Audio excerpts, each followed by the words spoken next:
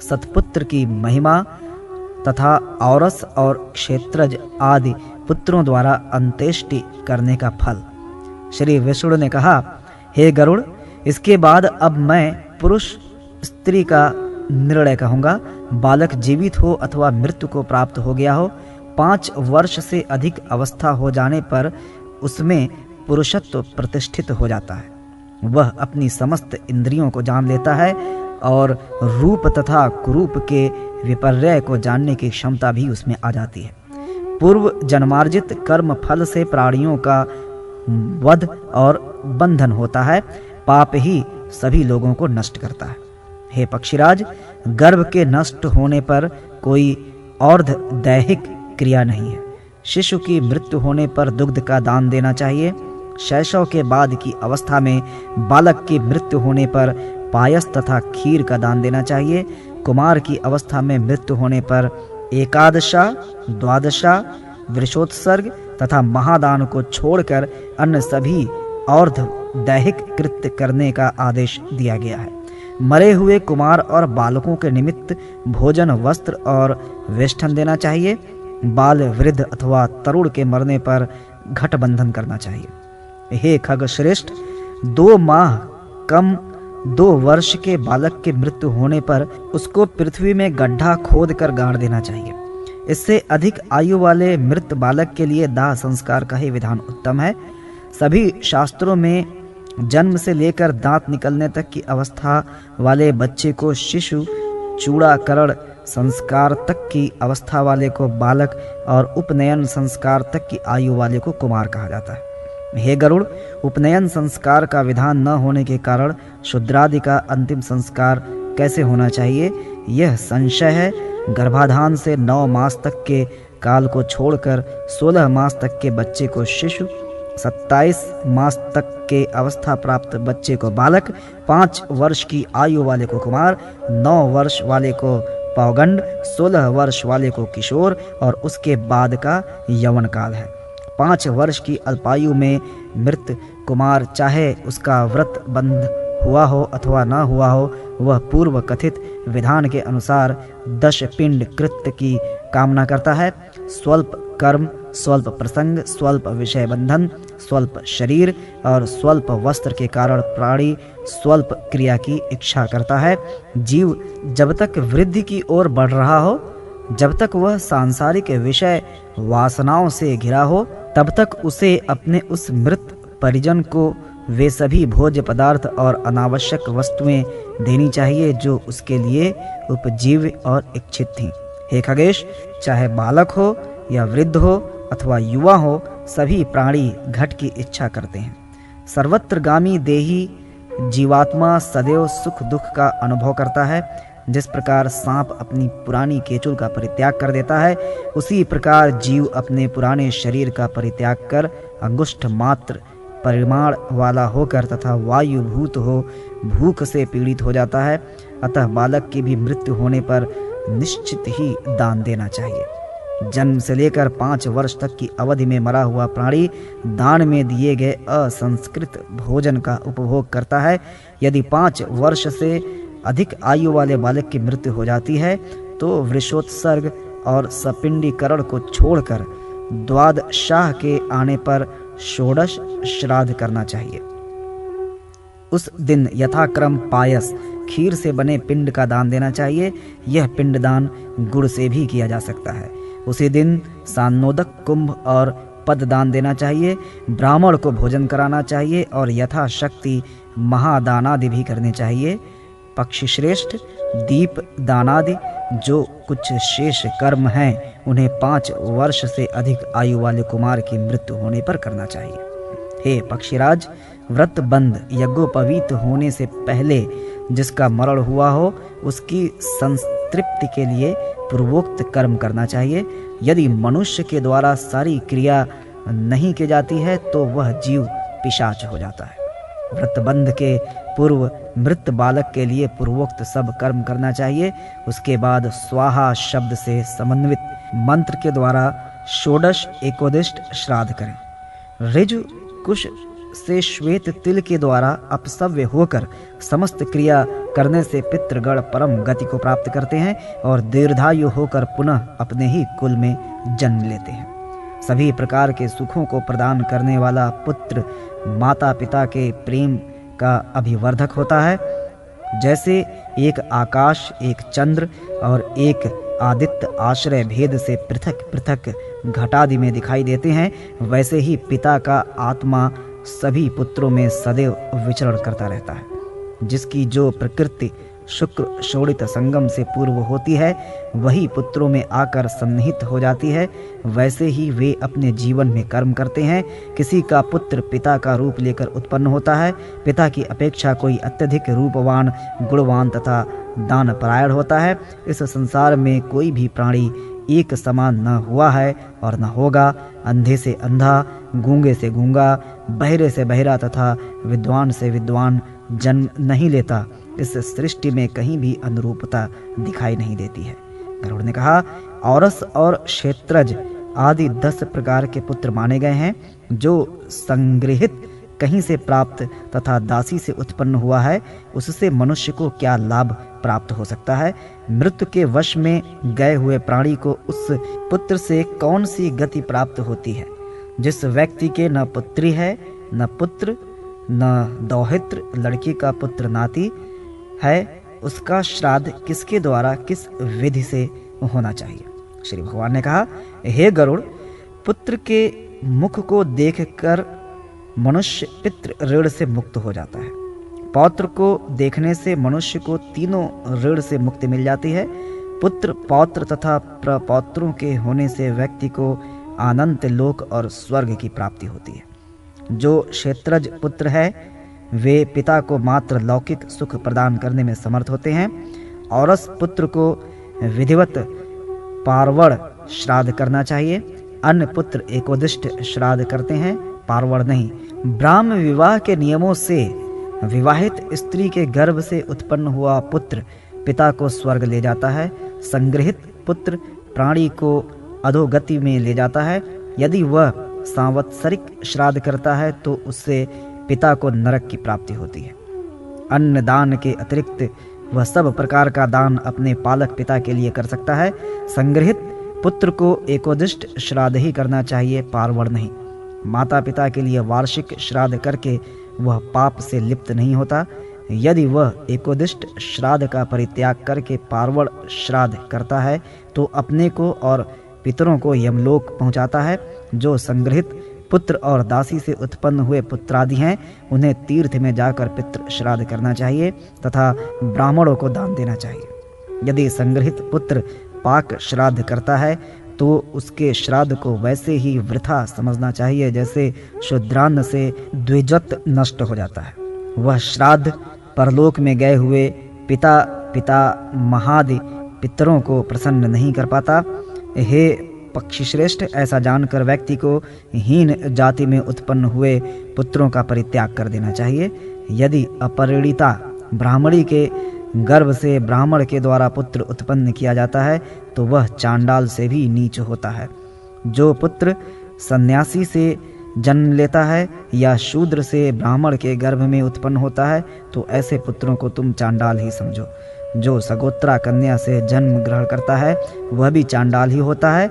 हे खगेश्वर, यथा विधान विवाहित स्त्री से पुत्र पैदा करके व्यक्ति स्वर्ग जाता है, ऐसे सदाचारी पुत्रों के आचरण से मनुष्य को सुख की प्राप्ति निश्चित है। जो दुराचारी पुत्र है वह अपने कुत्सित आचरण से पिता को नरक में ले जाता है। हीन जाति से उत्पन्न हुआ सदाचारी पुत्र अपने माता पिता को सुख प्रदान करता है।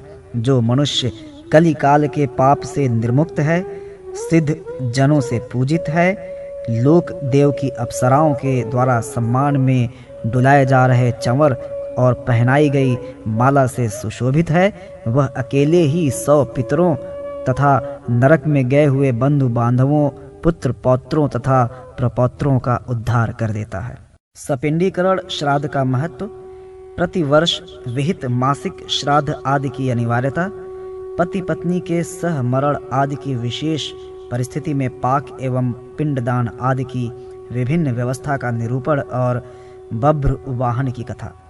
गरुड़ ने कहा, हे देवश्रेष्ठ, हे प्रभु, आप मेरे ऊपर कृपा करके यह बताएं कि मरे हुए प्राणियों का सपिंडी कर्म किस समय करना चाहिए। सपिंडी कर्म होने पर प्रेत कैसी गति प्राप्त करता है और जिस प्रेत का सपिंडी कर्म नहीं होता उसकी कैसी गति होती है। स्त्री और पुरुष का किसके साथ सपिंडी कर्म होना चाहिए? हे सुरेश्वर, स्त्री और पुरुष एक साथ सपिंडी कर्म के भागीदारी बनकर कैसे उत्तम गति प्राप्त कर सकते हैं? पति के जीवित रहते हुए स्त्रियों का सपिंडीकरण कैसे हो सकता है? वे किस प्रकार पति लोक या स्वर्ग को जाती हैं? अग्न्याय रोहण हो जाने पर स्त्रियों का श्राद्ध कैसे होता है? उनका वृषोत्सर्ग किस प्रकार किया जाता है?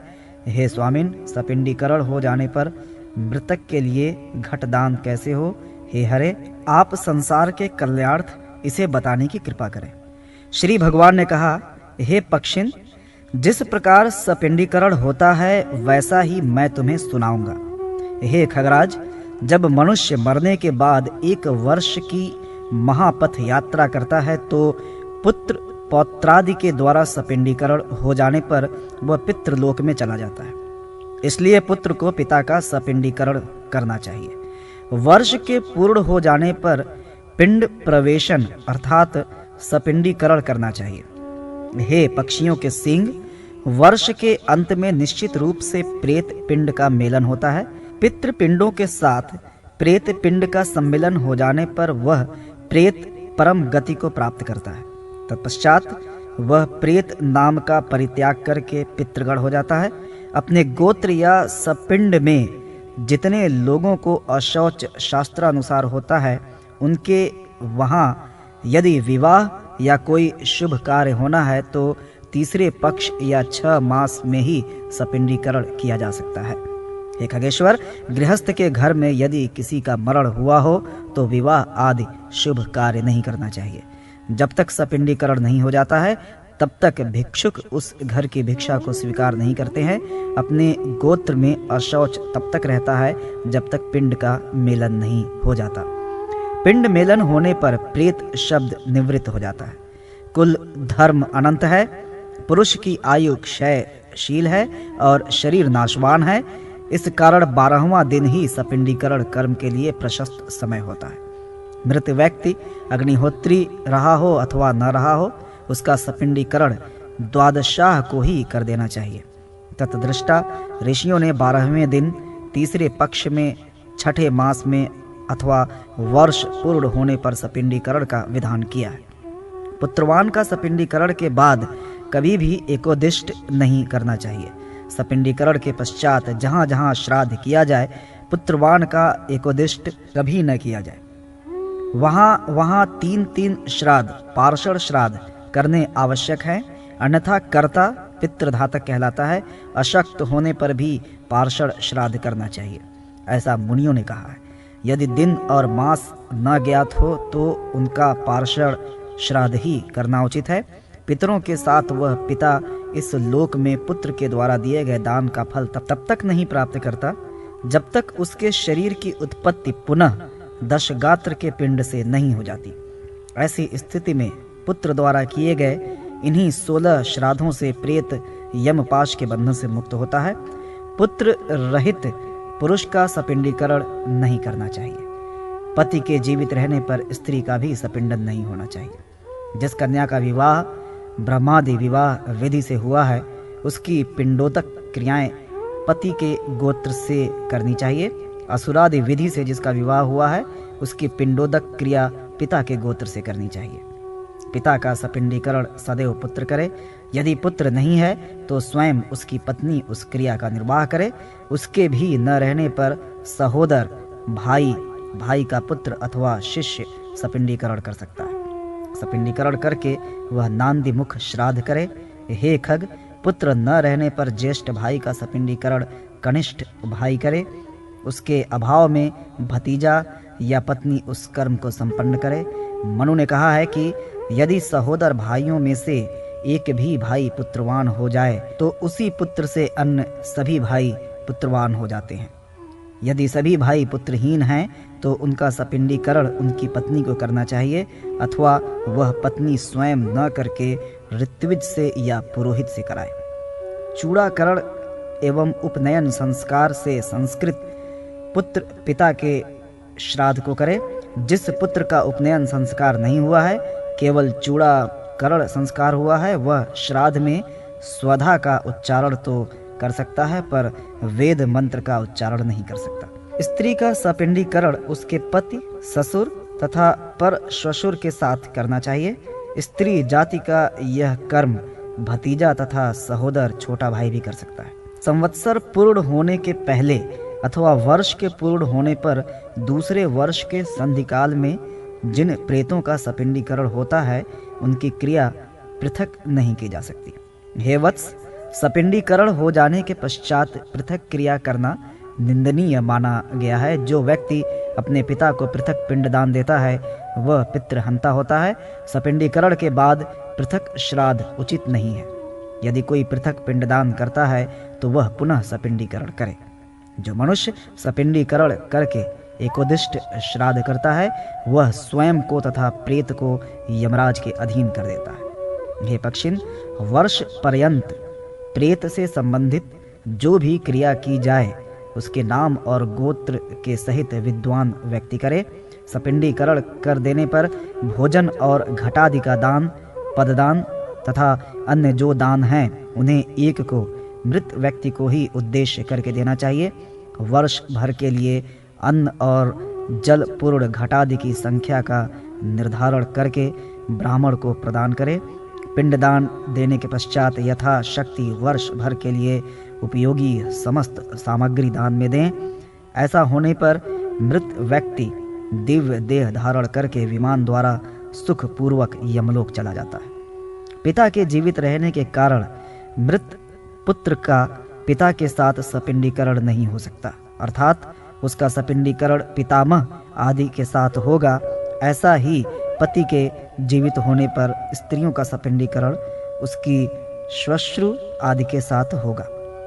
पति की मृत्यु हो जाने के बाद चौथे दिन जो पतिव्रता स्त्री अपने शरीर को अग्नि में समर्पित कर देती है, उसका वृषोत्सर्गादि कर्म पति की क्रिया के ही दिन करना चाहिए। पुत्री का पुत्रोत्पत्ति के पूर्व पति के गोत्र वाली होती है। पुत्रोत्पत्ति के बाद वह पुनः पिता के गोत्र में आ जाती है। पुत्रिका उस कन्या को कहते हैं जिस कन्या का पिता विवाह के समय जामाता से यह तय कर लेता है कि इस कन्या से जो पुत्र पैदा होगा वह मेरा पुत्र होगा। यदि स्त्री अपने पति के साथ अग्नि में आरोहण करती है तो उसकी उसके पति के साथ समस्त अर्ध दैहिक क्रिया करनी चाहिए, किंतु क्षय तिथि में पुत्र को उसका श्राद्ध पृथक रूप से करना चाहिए। यदि पति पत्नी पुत्र रहित हैं और वे दोनों एक ही दिन मर जाते हैं तथा उनका दाह संस्कार एक ही चिता पर होता है, तो उन दोनों के श्राद्धों को पृथक पृथक करना चाहिए, किंतु पत्नी का सपिंडीकरण पति के साथ ही होगा। यदि पति के साथ पत्नी का पिंडदान पृथक पृथक होता है तो उस पिंडदान से वह दंपत्ति पाप लिप्त नहीं होता। यह मेरा सत्य वचन है। यदि पति पत्नी दोनों का एक ही चिता पर दाह संस्कार होता है तो उन दोनों के लिए पाक एक ही साथ बनाया जाए, किंतु पिंडदान पृथक पृथक होना चाहिए। एकादशाह को वृषोत्सर्ग, षोडश प्रेत श्राद्ध, घटादिदान, पददान और जो महादान हैं उन्हें पति पत्नी का वर्ष पर्यंत पृथक पृथक ही करना चाहिए। ऐसा करने से प्रेत को चिरकालीन संतृप्ति प्राप्त होती है। एक गोत्र से संबंधित एक साथ मरे हुए स्त्री अथवा पुरुष से संबंध कृत्य में आहुति की वेदी एक ही होनी चाहिए, किंतु होम पृथक पृथक होना चाहिए। पति एवं पत्नी का एक साथ मरण होने पर उनका एकादशाह का श्राद्ध एवं उनके निमित्त पिंडदान, भोजन आदि पृथक पृथक होगा, पर पाक की व्यवस्था एक ही होगी। यह विधान केवल पति पत्नी के एक साथ मरण में ही है, अन्य किसी के मरण में ऐसा विधान गर्हित है। पुत्र माता पिता के लिए एक ही पाक से यथा विधान श्राद्ध करता है। विकिरानंददान एक और पिंडदान पृथक पृथक करना चाहिए। इसी विधि का पालन तीर्थ, पितृपक्ष अथवा चंद्र और सूर्य ग्रहण के अवसर पर भी होना चाहिए। जब स्त्री अपने मृत पति के साथ अग्नि में जलती है तो अग्नि उसके शरीर को अवश्य जला देती है, किंतु आत्मा को कष्ट नहीं दे पाती। जिस प्रकार अग्नि में प्रज्वलित धातुओं का मात्र मल ही जलता है, उसी प्रकार अमृत के समान अग्नि में प्रविष्ट हुई नारी का शरीर दग्ध होता है।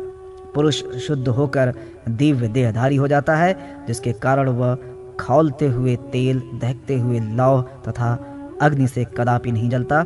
इसी प्रकार पति के साथ चिता में जली हुई स्त्री को कभी जला हुआ नहीं मानना चाहिए, क्योंकि उसकी अंतरात्मा मरे हुए पति की अंतरात्मा से मिलकर एक हो जाती है। यदि स्त्री पति का साथ छोड़ करके अन्यत्र अपने प्राणों का परित्याग करती है तो वह पति लोक में तब तक नहीं पहुंच पाती जब तक प्रलय नहीं हो जाता। धन दौलत से युक्त माता पिता को छोड़कर जो स्त्री अपने मरे हुए पति का अनुगमन करती है वह चिरकाल तक सुखोपभोग करती है। वह पति संयुक्ता नारी उस स्वर्ग में 3.5 करोड़ दिव्य वर्षों तक नक्षत्रों के साथ स्वर्ग में रहकर अंत में महती प्रीति प्राप्त करके ऐश्वर्य संपन्न कुल में उत्पन्न होती है। धर्म पूर्वक विवाहिता जो स्त्री यदि पति संगति नहीं करती है तो जन्म जन्मांतर तक दुखी, दुःशीला और अप्रिय वादिनी होती है। जो स्त्री अपने पति को छोड़कर पर पुरुष की अनुगामिनी हो जाती है वह अन्य जन्मों में चमगादड़ी, छिपकली, मोहनी और द्विमुखी सर्पिणी होती है। अतः स्त्री को मन, वाणी और कर्म इन सभी के द्वारा प्रयत्न पूर्वक अपने मृत या जीवित पति की सेवा करनी चाहिए। पति के जीवित रहते हुए अथवा उसके मरने पर जो स्त्री व्यभिचार करती है वह अनेक जन्मों तक वैधव्य जीवन प्राप्त करती है और दुर्भाग्य उसका साथ नहीं छोड़ता। देवता और पितरों को श्राद्ध पूर्वक जो कुछ दिया जाता है उसका समग्र फल उसे पति की पूजा करने से ही प्राप्त हो जाती है। इसलिए स्त्री को पति की ही पूजा करनी चाहिए। हे पक्ष श्रेष्ठ, पातिव्रत्य धर्म रूप सत्कर्म का पालन करने पर स्त्री चिरकाल तक पतिलोक में निवास करती है। जब तक सूर्य और चंद्र विद्यमान हैं तब तक वह स्वर्ग में देवतुल्य बनी रहती है। उसके बाद दीर्घायु प्राप्त करके इस लोक में वैभवशाली कुल में जन्म लेती है तथा कभी भी पति वियोग का दुख नहीं झेलती। हे खगराज, मैंने यह सब तुम्हें बता दिया। अब मृत प्राणी को सुखी प्रदान करने वाले विशेष कर्म को बताऊंगा। मृत्यु के बाद द्वादशाह के दिन यथा विधि सपिंड नादि समस्त कार्य करके वर्ष पर्यंत प्रतिदिन जल, पूर्ण घट और अन्न का दान एवं मासिक श्राद्ध करना चाहिए। हे पक्षिन, प्रेत कार्य को छोड़कर अन्य किए हुए कार्य की आवृत्ति नहीं होनी चाहिए। यदि कोई मनुष्य अन्य कर्म करता है तो पूर्व का किया गया कार्य विनष्ट हो जाता है। मृतक के द्वादशाह के दिन विहित कृत वर्ष पर्यंत पुनः करने चाहिए। इससे प्रेत अक्षय सुख प्राप्त करता है। प्रति मास जल से परिपूर्ण सन्नोदक घट का दान करना चाहिए। हे तार्क्ष, वृद्धि श्राद्ध के कारण जो पुत्र अपने पिता का सपिंडीकरण श्राद्ध कर देता है तो भी उसे प्रत्येक मास में 1 पिंड अन्न और जल से पूर्ण कुंभ का दान करना चाहिए। तार्क्ष ने कहा, हे विभो, आपने जिन प्रेतों का वर्णन किया है वे इस धरती पर कैसे निवास करते हैं, उनके रूप किस प्रकार के होते हैं, वे कौन कौन से कर्म फलों के द्वारा महाप्रेत और पिशाच बन जाते हैं और किस शुभ दान से प्राणी की प्रेत योनि छूट जाती है। हे मधुसूदन, समस्त जगत के कल्याणार्थ मुझको यह सब बताने की कृपा करें। श्री कृष्ण ने कहा, हे तार्क्ष, तुमने मानव कल्याण के लिए बहुत अच्छी बात पूछी। प्रेत का लक्षण मैं कह रहा हूँ, उसे सावधान होकर सुनो। यह अत्यंत गुप्त है, जिस किसी के सामने इसको नहीं कहना चाहिए। तुम मेरे भक्त हो, इसलिए मैं तुम्हारे सामने इसे कह रहा हूँ। हे पुत्र गरुड़, तुम्हारे समय में बब्रवाहन नाम का एक राजा था जो महोदय कान्यकुब्ज नामक सुंदर नगर में रहता था। वह धर्मनिष्ठ, महापराक्रमी, यज्ञपरायण, दानशील, लक्ष्मीवान, ब्राह्मण हितकारी, साधु सम्मत, सुशील, सदाचारी तथा दया दाक्षिण्यादि सद्गुणों से संयुक्त था। वह महाबली राजा सदैव अपनी प्रजा का पालन पुत्रवत करता तथा क्षत्रिय धर्म का सम्यक पालन करते हुए सदैव अपराधियों को दंडित किया। कभी विशाल भुजाओं वाले उस राजा ने अपनी सेना के सहित शिकार करने के लिए नाना प्रकार के वृक्षों से भरे हुए सैकड़ों सिंहों से परिव्याप्त विभिन्न प्रकार के पक्षियों के कलरों से निनादित एक घनघोर वन में प्रवेश किया। वन के बीच में जाकर राजा ने दूर से ही एक मृग को देखा और उसके ऊपर अपने वाण को छोड़ दिया। उसके द्वारा छोड़े गए उस कठिन वाण से वह मृग अत्यंत आहत हो उठा और शरीर में बिंधे हुए उस वाण के सहित वह मृग वहां से भागकर वन में लुप्त हो गया। किंतु उसकी कांख से बह रहे रक्त के चिन्हों से राजा ने उसका पीछा किया। इस प्रकार उसके पीछे पीछे वह राजा दूसरे वन में जा पहुंचा। भूख और प्यास से उसका कंठ सूख रहा था तथा परिश्रम करने के कारण अत्यंत थकान का अनुभव करता हुआ वह मूर्छित सा हो गया। उसको वहां एक जलाशय दिखाई दिया। जलाशय देखकर घोड़े के सहित उसने वहां स्नान किया और कमल पराग से सुवासित शीतल जल का पान किया। तत्पश्चात उस जल से निकलकर राजा बब्रवाहन विशाल वट वृक्ष की मनमोहक शीतल छाया के नीचे बैठ गया, जो पक्षियों के कलरों से निनादित तथा उस समूचे वन की पताका के रूप में अवस्थित था। इसके बाद उस राजा ने वहां पर भूख प्यास से व्याकुल इंद्रियों वाले एक प्रेत को देखा, जिसके सिर की केश राशि ऊपर की ओर खड़ी थी। उसका शरीर मलिन, कुब्जा, रुक्ष, मांस रहित और देखने में महाभयंकर लगता था। मात्र शरीर में शेष स्नायु तंत्रिकाओं से जुड़ी हुई हड्डियों वाला वह अपने पैरों से इधर उधर दौड़ रहा था और अन्य बहुत से प्रेत उसको चारों ओर से घेरे हुए थे। हेताक्ष, उस विकृत प्रेत को देखकर बब्रवाहन विस्मित हो गया और उस प्रेत को भी महाभयंकर वन में आए हुए राजा को देखकर कम आश्चर्य नहीं हुआ। प्रसन्न चित्त होकर प्रेत ने उस राजा के पास जाकर कहा, प्रेत ने कहा, हे महाबाहो, आज आपके दर्शन का यह संयोग प्राप्त कर मैंने प्रेत भाव को त्याग कर परम गति प्राप्त कर ली है। मुझसे बढ़कर धन्य कोई नहीं है। राजा ने कहा, हे प्रेत, तुम मुझे कृष्ण वर्ण वाले भयंकर प्रेत के समान दिखाई दे रहे हो। तुम्हें इस प्रकार का स्वरूप जैसे प्राप्त हुआ है वैसा मुझे बताओ।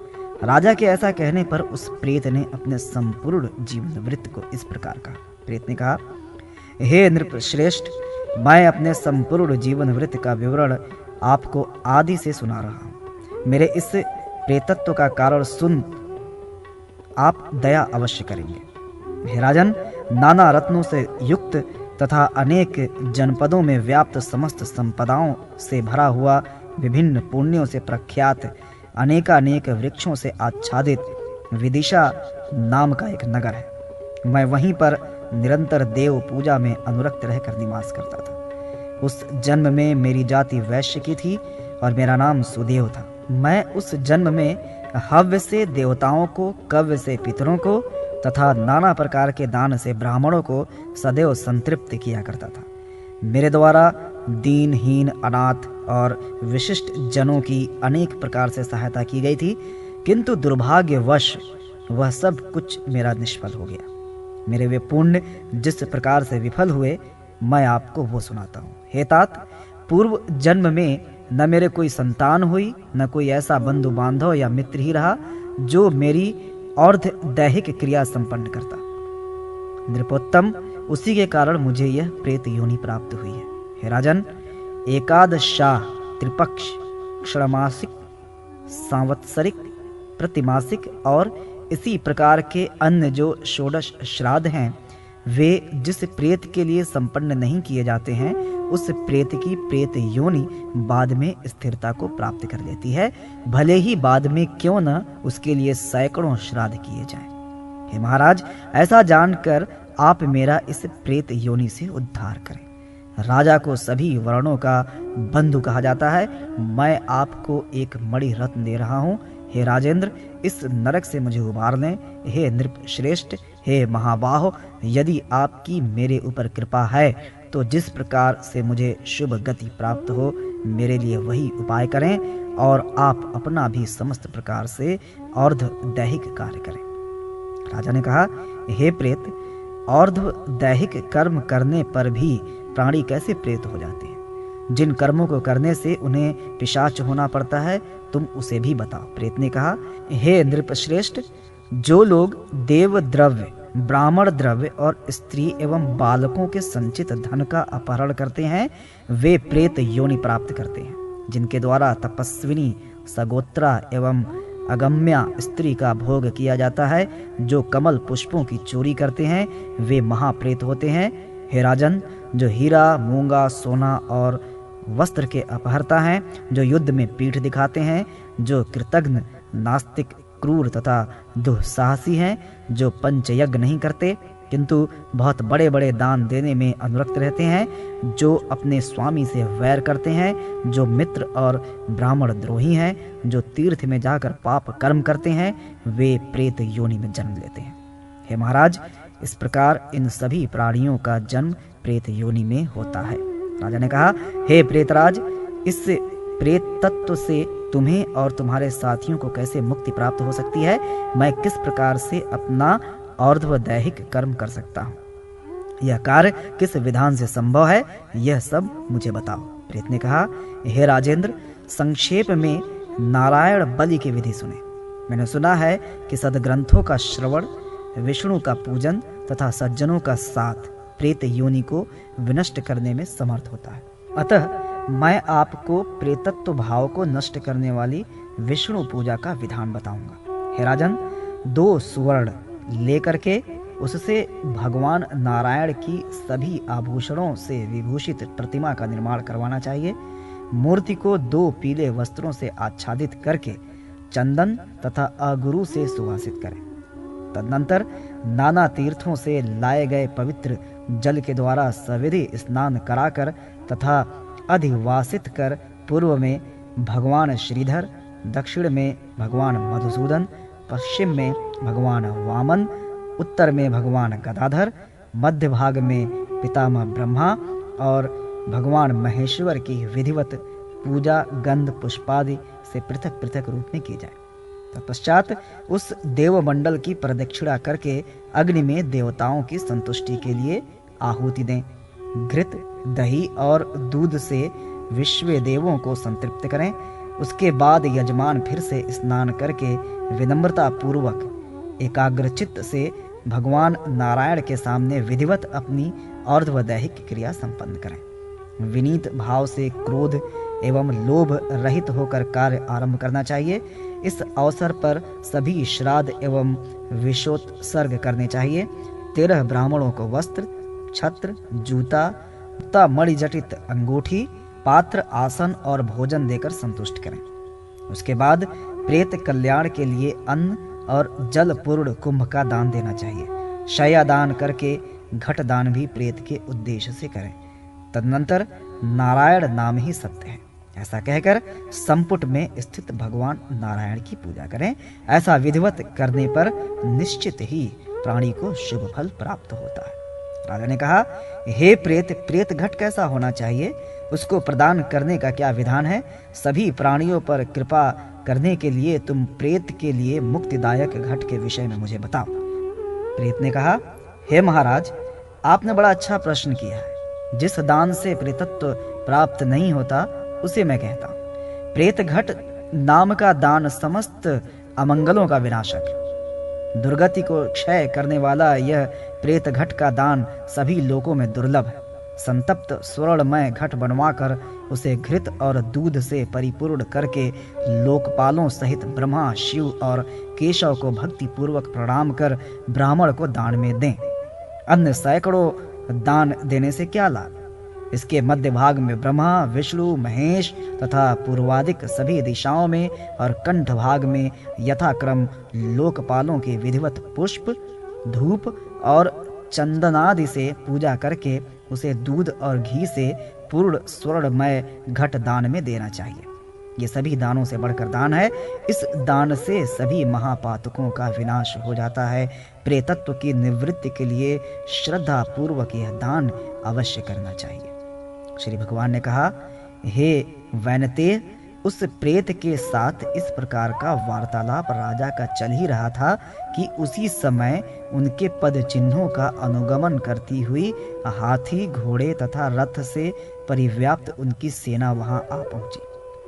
सेना के वहां आ जाने पर प्रेत ने राजा को एक महामणि देकर प्रणाम किया और अपने प्रेतत्व विमुक्ति की प्रार्थना करके अदृश्य हो गया। उस वन से निकलकर राजा भी अपने नगर को चला गया।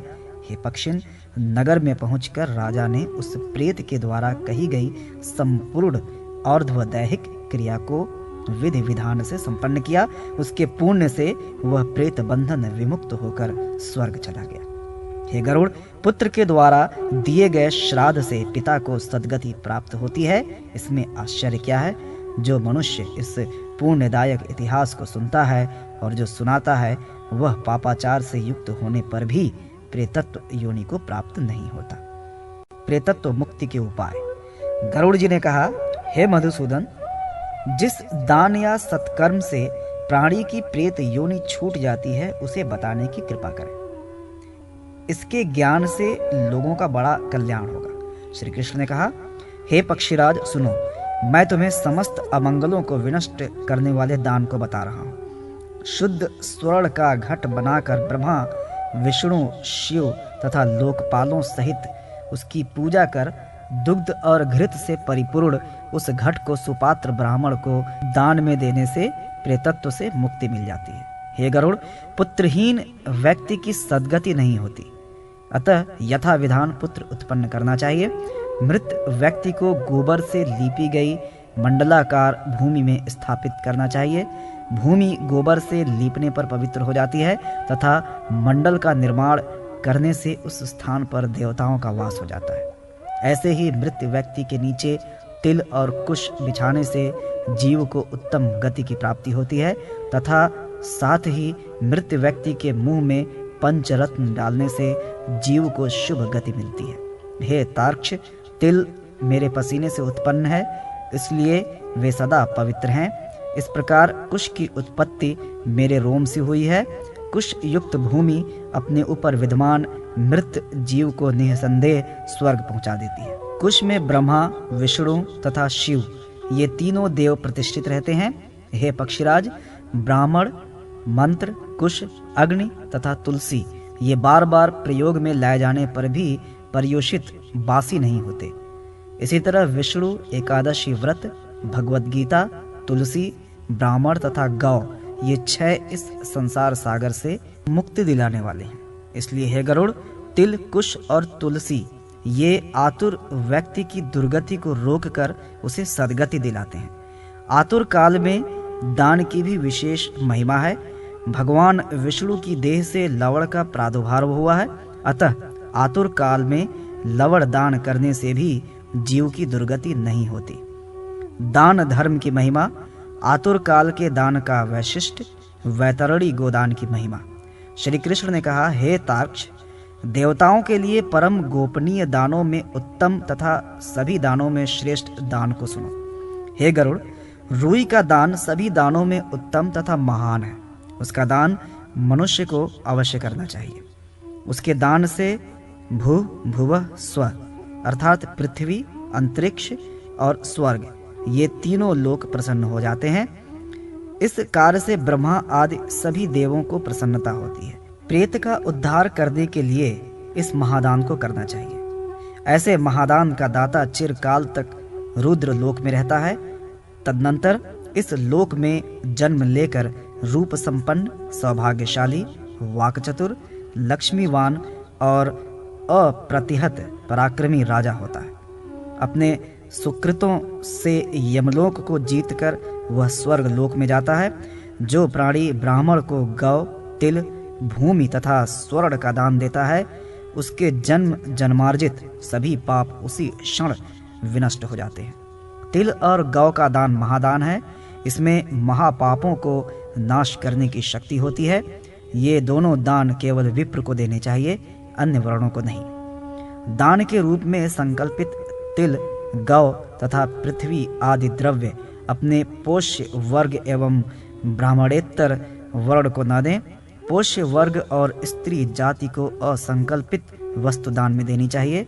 रोगणावस्था में अथवा सूर्य एवं चंद्र ग्रहण के अवसर पर दिए गए दान विशेष महत्व रखते हैं। रोगी के लिए जो दान दिया जाता है वह उसके लिए तत्काल यथोचित फल देने वाला होता है। यदि रोगी दान देने के बाद रोग मुक्त होकर पुनः जीवन प्राप्त कर लेता है तो उसके निमित्त दिया गया दान निश्चित ही उसे प्राप्त होता है। विकलेंद्रिय की विकलांगता को नष्ट करने के लिए जो दान दिया जाता है वह दान भी अवश्य ही यथा योग्य फलदायक होता है। जिस दान का पुत्र अनुमोदन करता है उस दान का फल अनंत होता है। अतः उसके सगे संबंधी अथवा पुत्र को तब तक दान देना चाहिए जब तक उसका आतुर संबंधी या पिता जीवित हो, क्योंकि अतिवाहिक प्रेत उसका भोग करता है। स्वस्थ अवस्था में आतुर काल में देहपात हो जाने पर पृथ्वी पर पड़े रहने की स्थिति में दिया गया दान अतिवाहिक शरीर के लिए प्रीतिकारक होता है। लंगड़े, अंधे, काने और अर्ध निमिलित नेत्र वाले रोगी के लिए तिल के ऊपर कुश बिछाकर उसके ऊपर आतुर को लिटाकर दिया गया दान उत्तम और अक्षय होता है। तिल, लौ, स्वर्ण, रुई, नमक, सप्तधान्य, भूमि तथा गौ ये एक से बढ़कर एक पवित्र माने गए हैं। लौह दान से यमराज और तिल दान से धर्मराज संतुष्ट होते हैं। नमक का दान करने पर प्राणी को यमराज से भय नहीं रह जाता। रुई का दान देने पर भूत योनि से भय नहीं रहता। दान में दी गई गायें मनुष्य को त्रिविध पापों से निर्मुक्त करती है। स्वर्ण दान से दाता को स्वर्ग का सुख प्राप्त होता है। भूमि दान से दाता राजा होता है। स्वर्ण और भूमि इन दोनों का दान देने से प्राणी को नरक में किसी प्रकार की पीड़ा नहीं होती। यमलोक में जितने भी यमराज के दूत हैं वे सभी उसी यम के समान ही महाभयंकर हैं। सप्त धान्य का दान देने से वे प्रसन्न होकर दानदाताओं के लिए वरदाता बन जाते हैं। हे गरुड़, भगवान विष्णु का स्मरण मात्र करने से प्राणी को परम गति प्राप्त होती है। मनुष्य जो गति प्राप्त करता है वह सब मैंने तुम्हें बता दिया। पिता की आज्ञा से जो पुत्र दान देता है उसकी सभी प्रशंसा करते हैं। भूमि पर सुलाए गए मरणासन्न पिता के उद्देश्य से जो पुत्र सभी प्रकार का दान देता है वह पुत्र कुल नंदन है। उसके द्वारा दिया गया दान गया तीर्थ में किए गए श्राद्ध से भी बढ़कर है। वह पुत्र अपने कुल को आनंदित करने वाला होता है। जिस समय अपने लोक को छोड़कर बेचैन पिता की परलोक यात्रा का काल समीप हो उस समय पुत्रों को प्रयत्न पूर्वक दान देना चाहिए, क्योंकि वे ही दान पिता को पार करते हैं। पुत्र को पिता की अंत्येष्टि क्रिया अवश्य संपन्न करनी चाहिए। इतना करने मात्र से अन्य सभी बहुविध दानों का फल प्राप्त हो जाता है, क्योंकि अश्वमेघ जैसा महायज्ञ भी इस पुण्य के 16वें अंश की क्षमता नहीं रखता।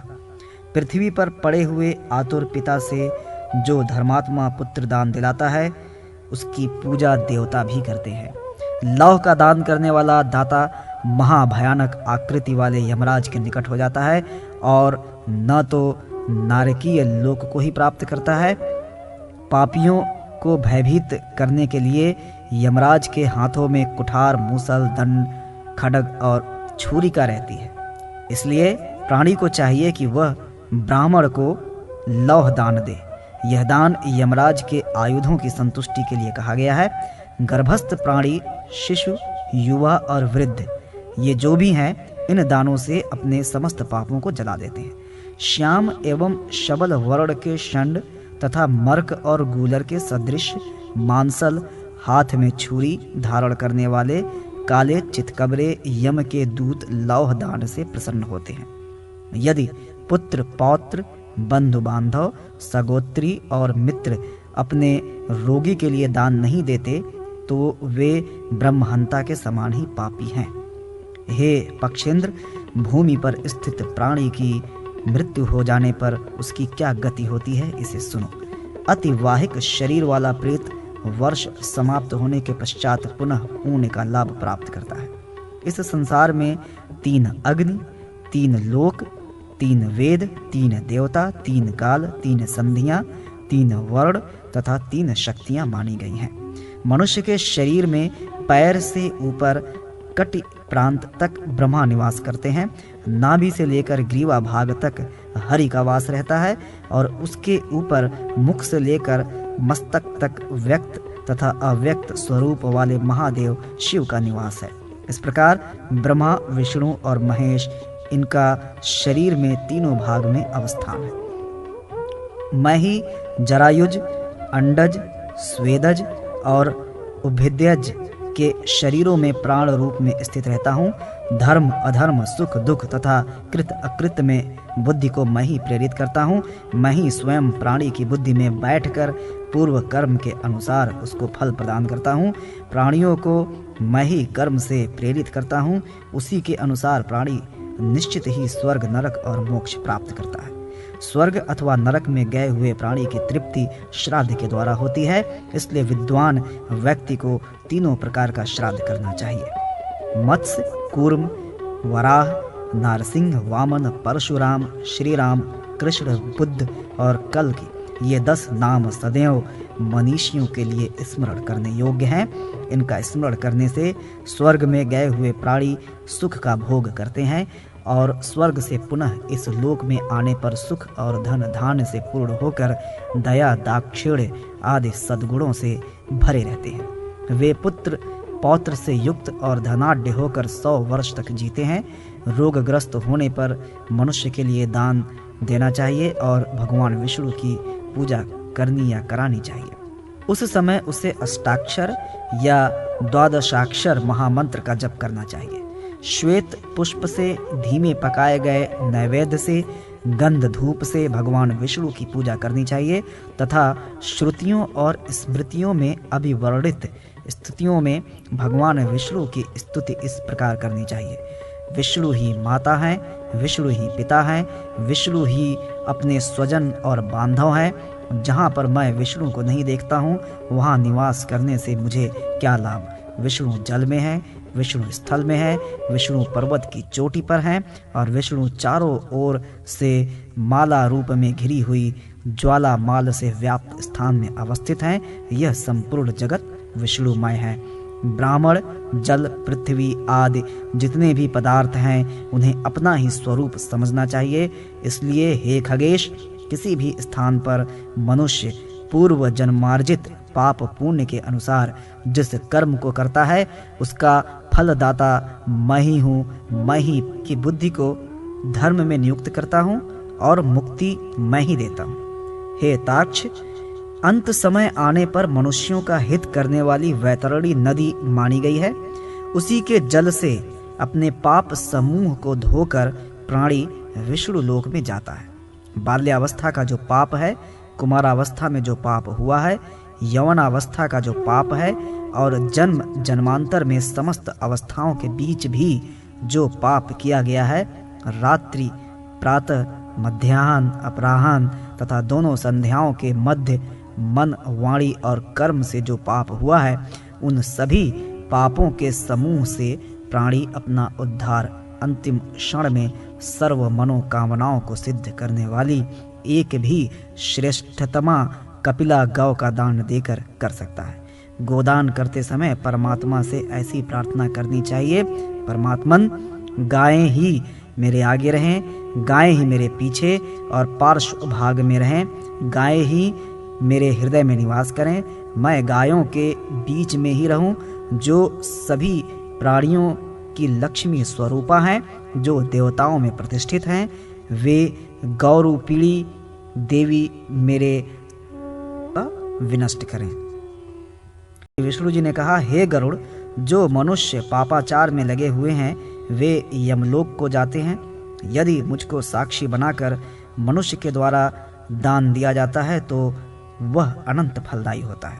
भूमि दान देने वाला प्राणी दान में दी गई भूमि के रज कणों की जितनी संख्या होती है उतने वर्षों तक स्वर्ग में निवास करता है। जो जूते का दान देते हैं, घोर यम मार्ग में वे घोड़े पर सवार होकर चलते हैं। छत्र दान करने से प्रेत यमलोक में कहीं पर भी धूप में नहीं जलते, वे सुख पूर्वक अपने पथ में चलते चले जाते हैं। जिसके उद्देश्य से मनुष्य जो अन्न दान देता है उससे वह संतृप्त हो जाता है। यमलोक के महापथ में एक ऐसा भी स्थान है जहाँ घनघोर अंधकार है, वहाँ कुछ भी दिखाई नहीं देता, किंतु दीपदान देने से मनुष्य उस मार्ग में प्रकाश से युक्त प्राणी के समान हो जाते हैं। अश्विन, कार्तिक तथा माघ मास, मृत तिथि और चतुर्दशी तिथि में दिया गया दान सुखकारक होता है। जब तक वर्ष न पूरा हो जाए तब तक प्रतिदिन प्रेत को ऊबड़ खाबड़ मार्ग में सुखपूर्वक गमन कराने की इच्छा से लोगों को दीपदान करना चाहिए। जो मनुष्य दीपदान करता है वो स्वयं प्रकाशमय होकर संसार का पूज्य हो जाता है। वह शुद्धात्मा अपने कुल में धोतित होता है और प्रकाश स्वरूप को प्राप्त करता है। हे खगेश, देवालय में पूर्वाभिमुख, ब्राह्मण के लिए उत्तराभिमुख तथा प्रेत के निमित्त दक्षिणाभिमुख होकर सुस्थिर दीपक का दान जल से संकल्प पूर्वक करना चाहिए। इस संसार में जो सभी प्रकार के उपहारों से युक्त 13 पददान मृत व्यक्ति के लिए तथा जीवित दशा में अपने लिए करता है, वह महान कष्टों से मुक्त होकर महापथ की यात्रा करता है। आसन, पात्र और भोजन जो ब्राह्मण को देता है, वह उसी के पुण्य से सुखपूर्वक खाता पीता हुआ महापथ को पार करता है। कमंडलू का दान देने से प्यासा प्रेत जल प्राप्त करता है। प्रेत का उद्धार करने के लिए एकादशाह को पात्र, वस्त्र, पुष्प तथा अंगूठी का दान देना चाहिए। इसी प्रकार प्रेत का शुभेच्छु बनकर जो पुत्र यथाशक्ति 13 पदों का दान करता है, उससे प्रेत को प्रसन्नता प्राप्त होती है। भोजन, तिल, जल, पूर्ण, 13 घट, अंगूठी तथा उत्तरीय एवं अधो वस्त्र का जो दान देता है, उस दान के पुण्य से प्रेत परम गति को प्राप्त करता है। जो अश्व, नौका अथवा हाथी का दान ब्राह्मणों को देता है, वह उसी देह वस्तु की महिमा के अनुसार उन सुखों की प्राप्ति करता है। जो मनुष्य भैंस का दान देता है, वह नाना प्रकार के लोकों में विचरण करता है। यमदूतों के हर्ष वर्धन के लिए तांबुल और पुष्प का दान देना चाहिए। इससे संतुष्ट होकर वे दूत उस प्रेत को कष्ट नहीं देते। प्राणी को यथाशक्ति गौ, भूमि, तिल तथा स्वर्ण का दान अवश्य करना चाहिए, ऐसा मनीषियों ने कहा है। जो व्यक्ति मृत प्राणी के लिए जल से परिपूर्ण मिट्टी का पात्र दान करता है, उसे 16,000 जल पूर्ण पात्र के दान का फल प्राप्त होता है। यमराज के दूत महाक्रोधी, महाभयंकर आकृति वाले, काले तथा पीले वर्ण के हैं। वे वस्त्र दान किए जाने पर मृत प्राणी को यमलोक में कष्ट नहीं देते। तृषा और श्रम से पीड़ित होकर महापथ में आगे बढ़ता हुआ प्रेत अन्न और जल से पूर्ण घट का दान देने से निश्चित ही सुखी हो जाता है। दक्षिणा, अस्त्र, शस्त्र, वस्त्र तथा विष्णु की स्वर्ण प्रतिमा से युक्त शैया का दान भी ब्राह्मण को देना चाहिए। ऐसा करने से प्रेत योनि का परित्याग कर प्राणी स्वर्ग में देवताओं के साथ प्रसन्नता पूर्वक निवास करता है। हे तार्क्ष, यह अंत्येष्टि कर्म में होने वाला दान मैंने तुमसे कहा। मृत प्राणी अन्य शरीर में कैसे प्रवेश करता है, अब मैं उसको कहूँगा। हे परम, मृत्यु लोक में जन्म लेने वाले प्राणी की मृत्यु निश्चित है। जन्म लेने के लिए अपने अपने धर्म के अनुसार मृत व्यक्ति का श्रद्धातिक कृत्य करना चाहिए। हे खगेश्वर, मरे हुए प्राणियों के मुखमंडल से पहले जीवात्मा वायु का सूक्ष्म रूप धारण करके निकल जाता है।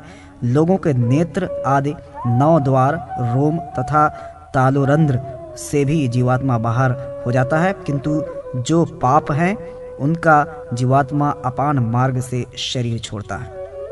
प्राणवायु के निकल जाने पर शरीर पृथ्वी पर वैसे ही गिर पड़ता है जैसे वायु के थपेड़ों से आहत होकर निराधार वृक्ष भूमि पर गिर पड़ता है। मृत्यु के बाद शरीर में स्थित पृथ्वी तत्व पृथ्वी में, जल तत्व जल में, तेजस तत्व तेज में, वायु तत्व वायु में, आकाश तत्व आकाश में तथा सर्वव्यापी आत्म तत्व शिव में लीन हो जाता है। हे तार्क्ष, काम, क्रोध तथा पंचेंद्रियों का समूह शरीर में चोर के समान स्थित कहा गया है। देह में काम, क्रोध तथा अहंकार सहित मन भी रहता है, वही सबका नायक है। पुण्य पाप से संयुक्त होकर काल उसका संहारक बन जाता है। संसार में भोग के लिए योग्य शरीर का निर्माण अपने कर्म के अनुसार होता है। मनुष्य अपने सत्कर्म और दुष्कर्म से दूसरे शरीर में प्रविष्ट होता है। जिस प्रकार पुराने घर के जल जाने पर गृही नए घर में जाकर शरण लेता है, उसी प्रकार यह जीव भी विषयों के साथ पंचेंद्रियों से युक्त 9 द्वार वाले एक शरीर को छोड़कर दूसरे शरीर में आश्रय ग्रहण करता है। शरीर में विद्यमान धातुएं माता पिता से ही प्राप्त हैं। इन्हीं से निर्मित यह शरीर शाष्ट कौशिक कहलाता है। हे गरुड़, शरीर में सभी प्रकार के वायु रहते हैं। मूत्र पुरुष तथा उन्हीं से शरीर में सभी प्रकार के वायु रहते हैं। मूत्र पुरुष तथा उन्हीं के योग से उत्पन्न अन्य व्याधियां रहती हैं। अस्थि शुक्र तथा स्नायु शरीर के साथ ही जल जाते हैं। हे पक्षिन, सभी प्राणियों के शरीर का विनाश क्रम यही है, इसे मैंने कह दिया। प्राणियों का शरीर कैसा होता है इसको अब मैं फिर से कह रहा हूँ। हे गरुड़, पुरुष का शरीर छोटी बड़ी नसों से बंधा हुआ एक स्तंभ है, जिसको नीचे से पैर रूपी 2 अन्य स्तंभ धारण किए हैं। पंचेंद्रियों सहित उसमें 9 द्वार हैं। सांसारिक विषयों से युक्त एवं काम क्रोध से बेचैन जीव इसी शरीर में रहता है। राग द्वेष से व्याप्त यह शरीर तृष्णा का फिर से कर लीजिए लोभों से भरे हुए जीव का यह शरीर पुर है। यही स्थिति सभी शरीरों की है। इसी शरीर में सभी देवता और 14 लोक स्थित है। जो लोग अपने को नहीं पहचानते वे पशु के समान माने गए हैं। हे पक्षीराज, इस प्रकार ऊपर बताई गई प्रक्रिया से निर्मित शरीर का वर्णन मैंने किया। सृष्टि में 84 लाख योनियां बताई गई हैं, जो उद्भिज और जरायुज इन 4 मुख्य भागों में विभक्त हैं। से भगवान विष्णु का स्मरण करते हुए उनका विसर्जन। शोणित के संयोग से जीव का प्रादुर्भाव, गर्भ में जीव का स्वरूप तथा उसकी वृद्धि का क्रम, शरीर के निर्माण में पंच तत्वादि का अवदान, षाण कौशिक, शरीर गर्भ से जीव के बाहर निकलने पर विष्णु माया द्वारा मोहित होना, आतुर व्यक्ति के लिए क्रियमाण कर्म तथा उनका फल पिंड और ब्रह्मांड की समान स्थिति। तार्क्ष ने कहा, हे प्रभु, उपदिज, स्वदेज, अंडज तथा जरायुज ये 4 प्रकार के प्राणी किस प्रकार उत्पन्न होते हैं? त्वचा, रक्त, मांस, मेदा, मज्जा और अस्थि में जीव कैसे आता है? 2 पैर, 2 हाथ, गोह्य भाग, जिह्वा, केश, नख, सिर, संधि मार्ग तथा नाना प्रकार की बहुत सी रेखाओं की उत्पत्ति कैसे होती है? काम, क्रोध, भय, लज्जा, हर्ष, सुख और दुख का भाव मन में कैसे आता है? इस शरीर का चित्रण, छिद्रण और विभिन्न प्रकार की नसों में वेष्टन कैसे हुआ? हे ऋषिकेश, इस असार भवसागर में शारीरिक रचना को मैं इंद्रजाल ही मानता हूँ। हे स्वामिन, नाना दुखों से भरे हुए इस असार सागर रूप संसार का कर्ता कौन है? श्री विष्णु ने कहा, हे गरुड़, कोश के निर्माण की परम गोपनीय प्रक्रिया को मैं कहता हूँ। इसके जानने मात्र से व्यक्ति सर्वज्ञ हो जाता है। हे वैनतेय, संसार के प्रति दया करते हुए तुमने जीव के कारण तत्व पर अच्छा प्रश्न किया है। एकाग्रचित्त होकर तुम उसे सुनो। स्त्रियां ऋतुकाल में 4 दिन त्याज्य होती हैं, क्योंकि प्राचीन काल में ब्रह्मा ने वृत्तासुर के मारे जाने पर लगी हुई ब्रह्म हत्या को इंद्र के शरीर से निकालकर 1/4 भाग स्त्रियों को दे दिया था। उसी के कारण स्त्रियां ऋतुकाल के आरंभ में 4 दिन अपवित्र मानी जाती हैं और उस समय तक इनका मुख नहीं देखना चाहिए जब तक वह पाप उनके शरीर में विद्यमान रहता है। स्त्री को ऋतुकाल के पहले दिन चांडाली, दूसरे दिन ब्रह्मघातिनी, तीसरे दिन रजकी मानना चाहिए। चौथे दिन वह शुद्ध होती है। 1 सप्ताह में वह देवता और पितरों के पूज्य योग्य हो जाती है। प्रथम सप्ताह के बीच में जो गर्भ स्त्री में रुक जाता है उसकी उत्पत्ति मलिमुलुच्च से माननी चाहिए। वीर स्थापन के समय माता पिता के चित्त में जैसी कल्पना होती है वैसा ही गर्भ का जन्म होगा, इसमें संदेह नहीं है। युग्म तिथि वाली रात्रियों में सहवास करने से पुत्र और अयुग्म रात्रियों में सहवास करने से कन्या का जन्म होता है। अतः ऋतुकाल के पहले सप्ताह को छोड़कर दूसरे सप्ताह की युग्म तिथियों में सहवास में प्रवृत्त होना चाहिए। सामान्यतः स्त्रियों का ऋतुकाल 16 रात्रियों का होता है।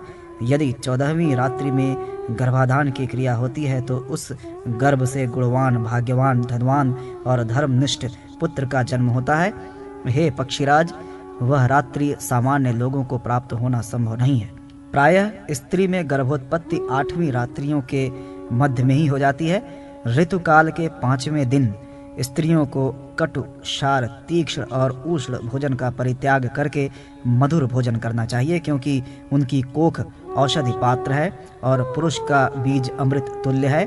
उसमें स्त्री रूप औषधि पात्र में बीज वपन करके मनुष्य सम्यक फल प्राप्त कर सकता है। इसलिए उसको क्रोधादि की ज्वाला से बचाकर मधुर भोजन तथा मृदु स्वभाव की शीतलता से अभिसिंचित करना चाहिए। पुरुष को चाहिए कि वो पहले तांबुल और पुष्पों की माला तथा चंदन से सुवासित होकर स्वच्छ और सुंदर वस्त्र धारण करे। तदनंतर शुद्ध मन से स्त्री की शैया पर शयन करने के लिए जाए। वीर वपन के समय उसके चित्त में जैसी कल्पना होगी उसी स्वभाव वाली संतान जन्म लेगी। प्रारंभ में शुक्र और रक्त के संयोग से जीव पिंड रूप में अस्तित्व को प्राप्त करता है और गर्भ में वह उसी प्रकार बढ़ता है जिस प्रकार आकाश में चंद्रमा की अभिवृद्धि होती है। शुक्र में चैतन्य बीज रूप में स्थित रहता है। जब काम, चित्त और शुक्र एक के भाव को प्राप्त हो उस समय स्त्री के गर्भाशय में जीव एक निश्चित रूप धारण करने की पूर्वावस्था में आता है। रक्ताधिक्य होने पर कन्या और शुक्राधिक्य होने पर पुत्र होता है। जब रक्त तथा शुक्र समान होते हैं तो गर्भ में स्थित संतानें नपुंसक होती हैं। शुक्र तथा शोणित पहले दिन और रात में कलल, 5वें दिन बुध और 14वें दिन मांस रूप में हो जाता है। उसके बाद वह धनीभूत मांस गर्भ में रहता हुआ क्रमशः 20वें दिन तक पिंड रूप में बढ़ता है। तदनंतर 25वें दिन उसमें शक्ति और पुष्टता का संचार होने लगता है। 1 मास पूरा होते ही वह पंच तत्वों से युक्त हो जाता है। तत्पश्चात उस गर्भस्थ जीव के शरीर पर दूसरे मास में त्वचा और मेदा, तीसरे मास में मज्जा और अस्थि, चौथे मास में केश और अंगुली, 5वें मास में कान, नाक और वक्ष स्थल का निर्माण होता है। उसके बाद 6ठे मास में कंठ, रंध्र और उदर, 7वें मास में गुहादि भाग और 8वें मास में वह सभी अंग प्रत्यंगों से पूर्ण हो जाता है।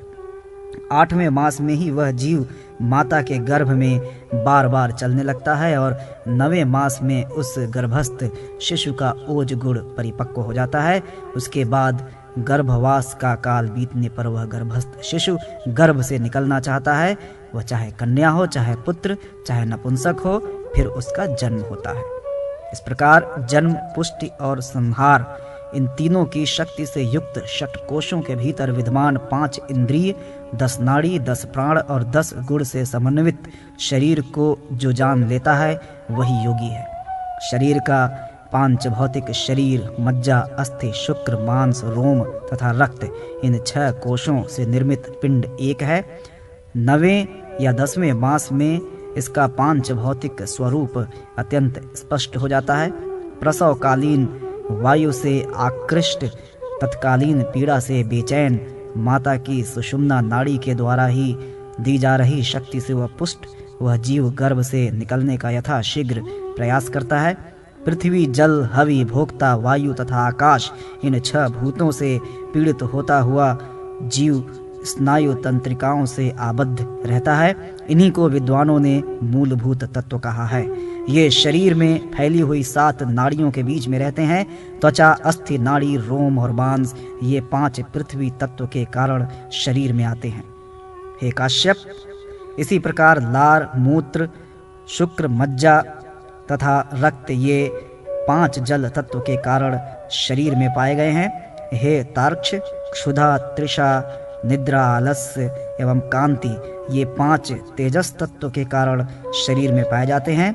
ऐसे ही राग, द्वेष, लज्जा, भय और मोह, ये 5 वायु तत्व के कारण शरीर में पाए जाते हैं। आकुंचन, धावन, लंघन, प्रसारण तथा निरोध, ये भी 5 वायु तत्व के कारण शरीर में पाए जाते हैं। हे गरुड़, शब्द, चिंता, गांभीर्य, श्रवण और सात्य संकर्म, सत्य और असत्य का विवेक, ये 5 आकाश तत्व के कारण शरीर में आते हैं। ऐसा तुम्हें जानना चाहिए। श्रोत, त्वक, नेत्र, जिह्वा तथा नाक, ये ज्ञानेंद्रियां हैं, जबकि हाथ, पैर, गुदा, वाणी और गुह्य, ये कमनेन्द्रियां हैं। इड़ा, पिंगला, सुषुम्ना, गांधारी, गजजिह्वा, पूषा, यशा, अलम्बुषा, कुहू तथा शंखिनी ये 10 नाड़ियां मानी गई हैं। यही प्रधान 10 नाड़ियां पिंड शरीर के मध्य स्थित रहती हैं। प्राण, अपान, समान, उदान, व्यान, नाग, कूर्म, कृकर, देवदत्त तथा धनंजय नाम के 10 वायु प्राणियों के शरीर में विद्यमान रहते हैं। केवल खाया गया अन्न ही देहधारियों के शरीर को पुष्ट करता है और इस खाए गए अन्न को प्राणवायु ही शरीर में तथा उसकी सभी संधियों में पहुंचाता है। भोजन के रूप में ग्रहण किया गया आहार वायु के द्वारा 2 रूपों में विभक्त किया गया है। इसके अनंतर यह प्राण वायु ही गुदा भाग में प्रविष्ट होकर अन्न और जल को पृथक पृथक कर देता है तथा यही प्राण वायु अग्नि के ऊपर जल को एवं जल के ऊपर अन्न को पहुंचाकर स्वयं अग्नि के नीचे रहते हुए अग्नि को धीरे धीरे उद्दीप्त करता है। तत्पश्चात वायु से उद्दीपन किया हुआ अग्नि अन्न के रस भाग को अलग और शुष्क भाग को अलग कर देता है। यही शुष्क भाग 12 प्रकार के मलों के रूप में शरीर से बाहर आता है। शरीर में विद्यमान कान, नेत्र, नाक, जिह्वा, दांत, नाभि, गुदा तथा नख ये सब मल के आश्रय हैं। ऐसे ही विष्ठा, मूत्र, शुक्र एवं शोणित रूप से ये मल अनंत प्रकार के हैं। हे विनता सुत, मनुष्य के शरीर में सामान्यतः 3.5 करोड़ रोम और 32 दांत होते हैं। सिर में बालों की संख्या 7 लाख तथा नख 20 हैं। हे तार्क्ष, पुराने लोगों से शरीर में 1000 पल मांस, 100 पल रक्त, 10 पल मेदा, 10 पल त्वचा, 12 पल मज्जा, 3 पल महारक्त, 2 कुड़व अन्न की, 1 माप जो 12 मुट्ठी के बराबर होती है, शुक्र तथा 1 कुड़व संतानोत्पत्ति के लिए उपयोगी स्त्री के विद्यमान शोणित रज को माना है। इसी प्रकार मानव शरीर में 6 प्रकार के कफ, 6 प्रकार की विष्ठा, 6 प्रकार के मूत्र और 360 से अधिक अस्थियां होती हैं। इस प्रकार पिंड शरीर के विषय में बताया गया। इसे ही शरीर का वैभव कहते हैं। इन सब के अतिरिक्त शरीर में और कुछ नहीं। कर्म भय तथा कल्याण प्राप्त होता है। कर्म का अनुष्ठान शरीर के द्वारा ही संभव होने से शरीर का महत्व है। इस शरीर के द्वारा ही जीव उत्तम से उत्तम तथा अधम से अधम गति प्राप्त करता है। इसलिए शरीर को फिर से करता है। वायु जीव को गर्भ से बाहर करता है। उस समय उसके दोनों पैर ऊपर और मुख नीचे की ओर रहता है। ऐसा जीव पहले तो यथाक्रम माँ के गर्भ में रहकर ही धीरे धीरे बढ़ता है। माता के द्वारा ग्रहण किए गए अन्न, फल, दूध, घृत और जल के आहार से उस जीव के शरीर की हड्डियां पुष्ट होती हैं तथा वह जीवित रहता है। उस जीव के नाभि प्रांत से शक्तिवर्धनी नाड़ी जुड़ी रहती है जिसको अप्यायनी कहा जाता है। उसका संबंध स्त्रियों के आंत छिद्र से होता है। उनके द्वारा खाया पिया गया पदार्थ गर्भ में स्थित प्राणी के पेट में आप्यायनी नाड़ी के द्वारा पहुंचता है। माँ के द्वारा भुक्त पदार्थों से पुष्ट देह वाला होकर वह जीव प्रतिदिन वृद्धि को प्राप्त होता है। इसी वृद्धि क्रम में संसार की पूर्वानुभूत अनेक विषयों की स्मृतियां उसे होती हैं और इन्हीं स्मृतियों के कारण दुखित वह प्राणी खिन्न हो जाता है तथा अनेक प्रकार की पीड़ा का अनुभव कर इधर उधर गतिमान होता है एवं गर्भ से निकल करके मैं पुनः ऐसा कुछ नहीं करूँगा जिससे मुझे पुनः गर्भ की प्राप्ति हो, यह सोचकर जीव अपने उन सैकड़ों पूर्व जन्मों का स्मरण करता है जिनमें उसको सांसारिक देव योनियों और मृत लोक की नाना योनियों के सुख दुख का अनुभव प्राप्त हुआ था। उसके बाद समयानुसार वह प्राणी अधोमुख होकर 9वें या 10वें मास में गर्भ से बाहर आता है। प्रजापत्य वायु के प्रभाव से गर्भ छोड़कर बाहर निकलता हुआ वह जीव दुखी होता है। उस समय दुख से पीड़ित वह प्राणी विलाप करता हुआ बाहर निकलता है। उधर से बाहर होते हुए उस जीव को असह्य कष्ट देने वाली मूर्छा आ जाती है, किंतु कुछ ही क्षण में वह जीव पुनः चेतना में आ जाता है। वायु के स्पर्श से उसको सुखानुभूति होती है। तत्पश्चात संसार को मोहित करने वाली विष्णु की माया उसके ऊपर अपना प्रभाव जमा लेती है।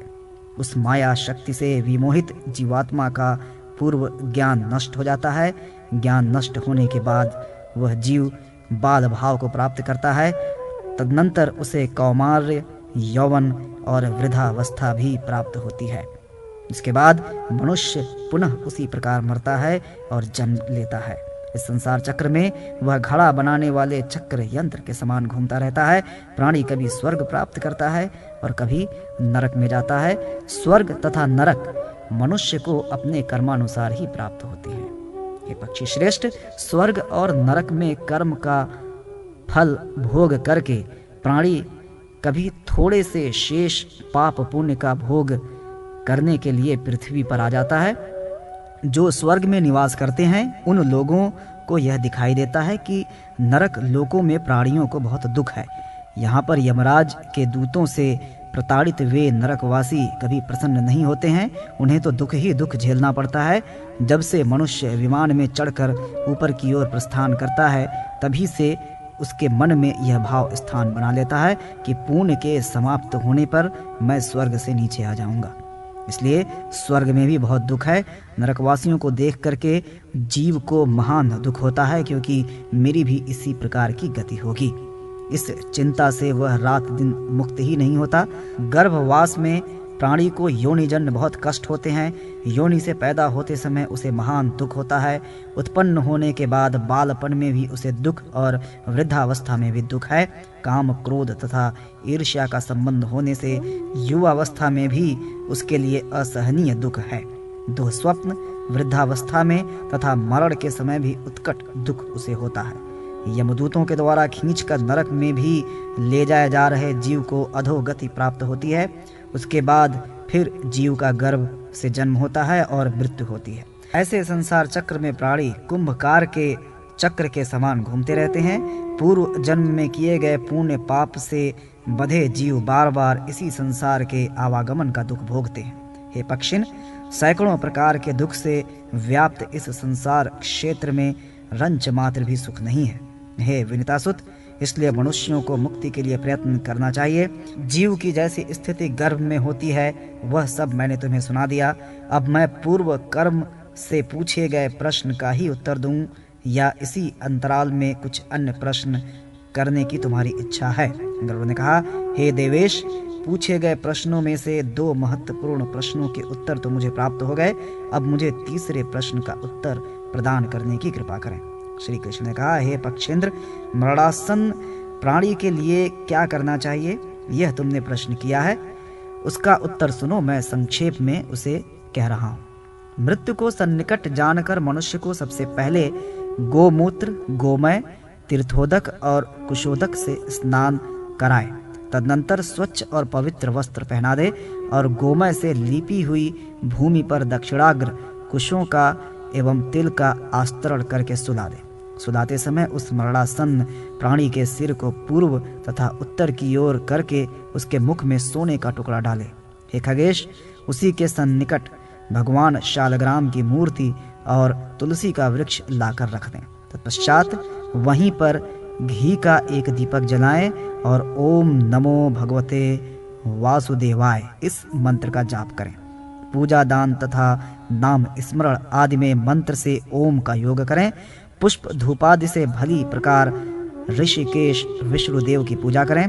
तदनंतर विनम्र भाव से स्तुति पाठ करते हुए उनका ध्यान करके उसके बाद ब्राह्मणों, दीनों और अनाथों को दान देकर भगवान विष्णु के चरणों को हृदय में स्थान देते हुए पुत्र, मित्र, स्त्री, खेतीबाड़ी तथा धन धन्यादि के प्रति अपनी ममता का परित्याग कर दें। उस समय जीव को बहुत ही कष्ट होता है। उसके निवारण के लिए पुत्रादि सभी परिजनों को मरणासन्न प्राणी के कल्याण हेतु ऊंचे स्वर में पुरुष सूक्त का पाठ करना चाहिए। हे गरुड़, मृत्यु के आ जाने पर जो कर्म करना चाहिए वो सब मैं तुम्हें सुना चुका हूँ। अब इस समस्त कर्म का फल क्या है उसको मैं संक्षेप में कहता हूँ, तुम सुनो। हे पक्षीराज, स्नान करने से प्राणी को स्वच्छता प्राप्त होती है, उसके शरीर की अपवित्रता दूर होती है। उसके बाद भगवान विष्णु का स्मरण होता है और उनका स्मरण सभी प्रकार के उत्तम फल प्रदान करता है। कुश और कपास आतुर प्राणी को स्वर्ग ले जाते हैं, इसमें संदेह नहीं। तिल तथा कुश जल में डालकर मरणासन व्यक्ति को कराया गया स्नान यज्ञ में किए गए अवभृत स्नान के समान होता है। ऐसे ही गोमय से लिपी हुई भूमि पर मंडल बनाकर उस पर तिल कुश आदि डालकर यदि मरणासन व्यक्ति को सुलाया जाए तो विष्णु आदि देव प्रसन्न होते हैं, क्योंकि ब्रह्मा, विष्णु, रुद्र, लक्ष्मी और अग्निदेव मंडल में रहते हैं। इसलिए मरणासन व्यक्ति को जिस भूमि पर शयन कराना है वहां पर मंडल का निर्माण करना चाहिए। हे खगेश, पूर्व अथवा उत्तर की ओर यदि मरणासन व्यक्ति का सिर कर दिया जाए, यदि उसके पाप कम हो तो इतने मात्र से उसे उत्तम लोक प्राप्त हो सकते हैं। आतुर व्यक्ति के मुख में पंचरत्न डालने पर उसमें ज्ञान का उदय होता है। हे पक्षिण, तुलसी, ब्राह्मण, गौ, विष्णु और एकादशी व्रत, ये 5 संसार सागर में डूबते हुए मनुष्यों के लिए नौका के समान है। विष्णु, एकादशी, गीता, तुलसी, ब्राह्मण एवं गौ, यह षटपदी है। इस आसार और जटिल संसार में प्राणी को भक्ति प्रदान करती है। ओम नमो भगवते वासुदेवाय। इस प्रकार भगवान विष्णु के मंत्र का जप करता हुआ मनुष्य निसंदेह उन्हीं का सायुज्य प्राप्त करता है। पूजा करने से भी मेरे भगवान विष्णु लोक की प्राप्ति होती है। मेरी पूजा करने वाला साक्षात स्वर्ग लोक को जाता है। हे काश्यप, पुरुष सूक्त के पाठ से अपने परिजनों के व्यामोह में फंसा हुआ प्राणी बंधन से मुक्त हो जाता है।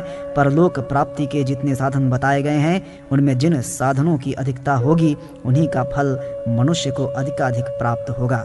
यथाशक्ति ब्राह्मणों, दीनों और अनाथों को दान देना चाहिए। ऐसा करने से वह सदैव प्रसन्न रहता है। हे साधो, स्नानादि करने पर मनुष्य को प्राप्त होने वाले समस्त फलों का विवरण यही है। इसको मैंने कह दिया। अब इस ब्रह्मांड में जो गुण विद्यमान हैं उन्हें तुम सुनो। वे सब तुम्हारे शरीर में भी है। पाताल, पर्वत, लोक, दीप, सागर, सूर्यादि सभी ग्रह तुम्हारे शरीर में ही स्थित हैं तथा पैर के नीचे तललोक, पैर के ऊपर वितल लोक, दोनों जानुओं में सुतल लोक और संख्य प्रदेश में महातल नामक लोक समझने चाहिए। वैसे ही उरु भाग में तलातल लोक तथा गुह्य स्थान में रसातल लोक स्थित है। ऐसे ही प्राणी के कटि प्रदेश में पाताल लोक की स्थिति समझें। नाभि के मध्य में भुरलोक, उसके ऊपर भुवरलोक, हृदय में स्वर्गलोक, कंठ देश में महरलोक, मुख में जनलोक, मस्तक में तपोलोक एवं महारंध्र में सत्यलोक। इस प्रकार मनुष्य के इसी शरीर में 14 भुवन विद्यमान है। शरीर के त्रिकोण में मेरु, अधः कोण में मंदर, दक्षिण में कैलाश, वाम भाग में हिमालय, ऊर्ध्व भाग में निषद, दक्षिण में गंधमादन और वाम रेखा में मलय, इन 7 कुल पर्वतों की स्थिति है। इस देह के अस्थि भाग में जम्बूद्वीप, मज्जा में शाकद्वीप, मांस में कुशद्वीप, शिराओं में कौंच द्वीप, त्वचा में शालमली द्वीप, रोम समूह में पलक्ष द्वीप और नखों में पुष्पर नामक द्वीप हैं। उसके बाद शरीर में सागरों का स्थान है। जैसे मूत्र में क्षारोद सागर, शरीर के क्षार तत्व में क्षीर सागर, श्लेष्मा में सुरोदधि सागर, मज्जा में घृत सागर, रस में रसोदधि सागर, रक्त में दधि सागर, काकू में लटके हुए मांसल भाग में स्वादुदक सागर और शुक्र में गर्भोदक सागर, नाद चक्र में सूर्य, बिंदु चक्र में चंद्रमा, नेत्र में मंगल, हृदय में बुध, विष्णु स्थान में गुरु, शुक्र में शुक्र, नाभि स्थान में शनि, मुख में राहु और पायु में केतु को माना गया है। इस प्रकार शरीर में ग्रह मंडल की स्थिति है। मनुष्य का आपाद मस्तक संपूर्ण शरीर इसी सृष्टि के रूप में विभक्त है। जो लोग इस संसार में उत्पन्न होते हैं वो मृत्यु को निश्चित ही प्राप्त होते हैं। भूख, प्यास, क्रोध, दाह, मूर्छा, बिच्छू के डंक तथा सर्प के दंश से उत्पन्न कष्ट सब इसी शरीर में है। समय के पूरा हो जाने पर सभी प्राणियों का विनाश निश्चित है। यमलोक में गए हुए जीव के आगे आगे वही लोग दौड़ते हैं जो पापी हैं, अधम हैं और दया धर्म से दूर हैं। यमदूत उनके बाल पकड़कर घसीटते हुए अत्यंत संतप्त मरुस्थल तथा दहकते हुए अंगारों के बीच से ले जाते हैं। अत्यंत दुख से कातर इन पापियों को यमलोक की एक झोपड़ी में तब तक रहना पड़ता है जब तक पुनर्जन्म नहीं होता। हे तार्क्ष, इस प्रकार जीव कर्मानुसार जन्म लेता है और मृत्यु को प्राप्त होता है। इस संसार में जो उत्पन्न हुए हैं वे अवश्य ही मरेंगे, इसमें संदेह नहीं। आयु, कर्म, धन, विधा और मृत्यु, ये पांचों गर्भ में प्राणी के रहने के समय ही निश्चित हो जाते हैं। जीव कर्म से ही जन्म लेता है और विनष्ट होता है।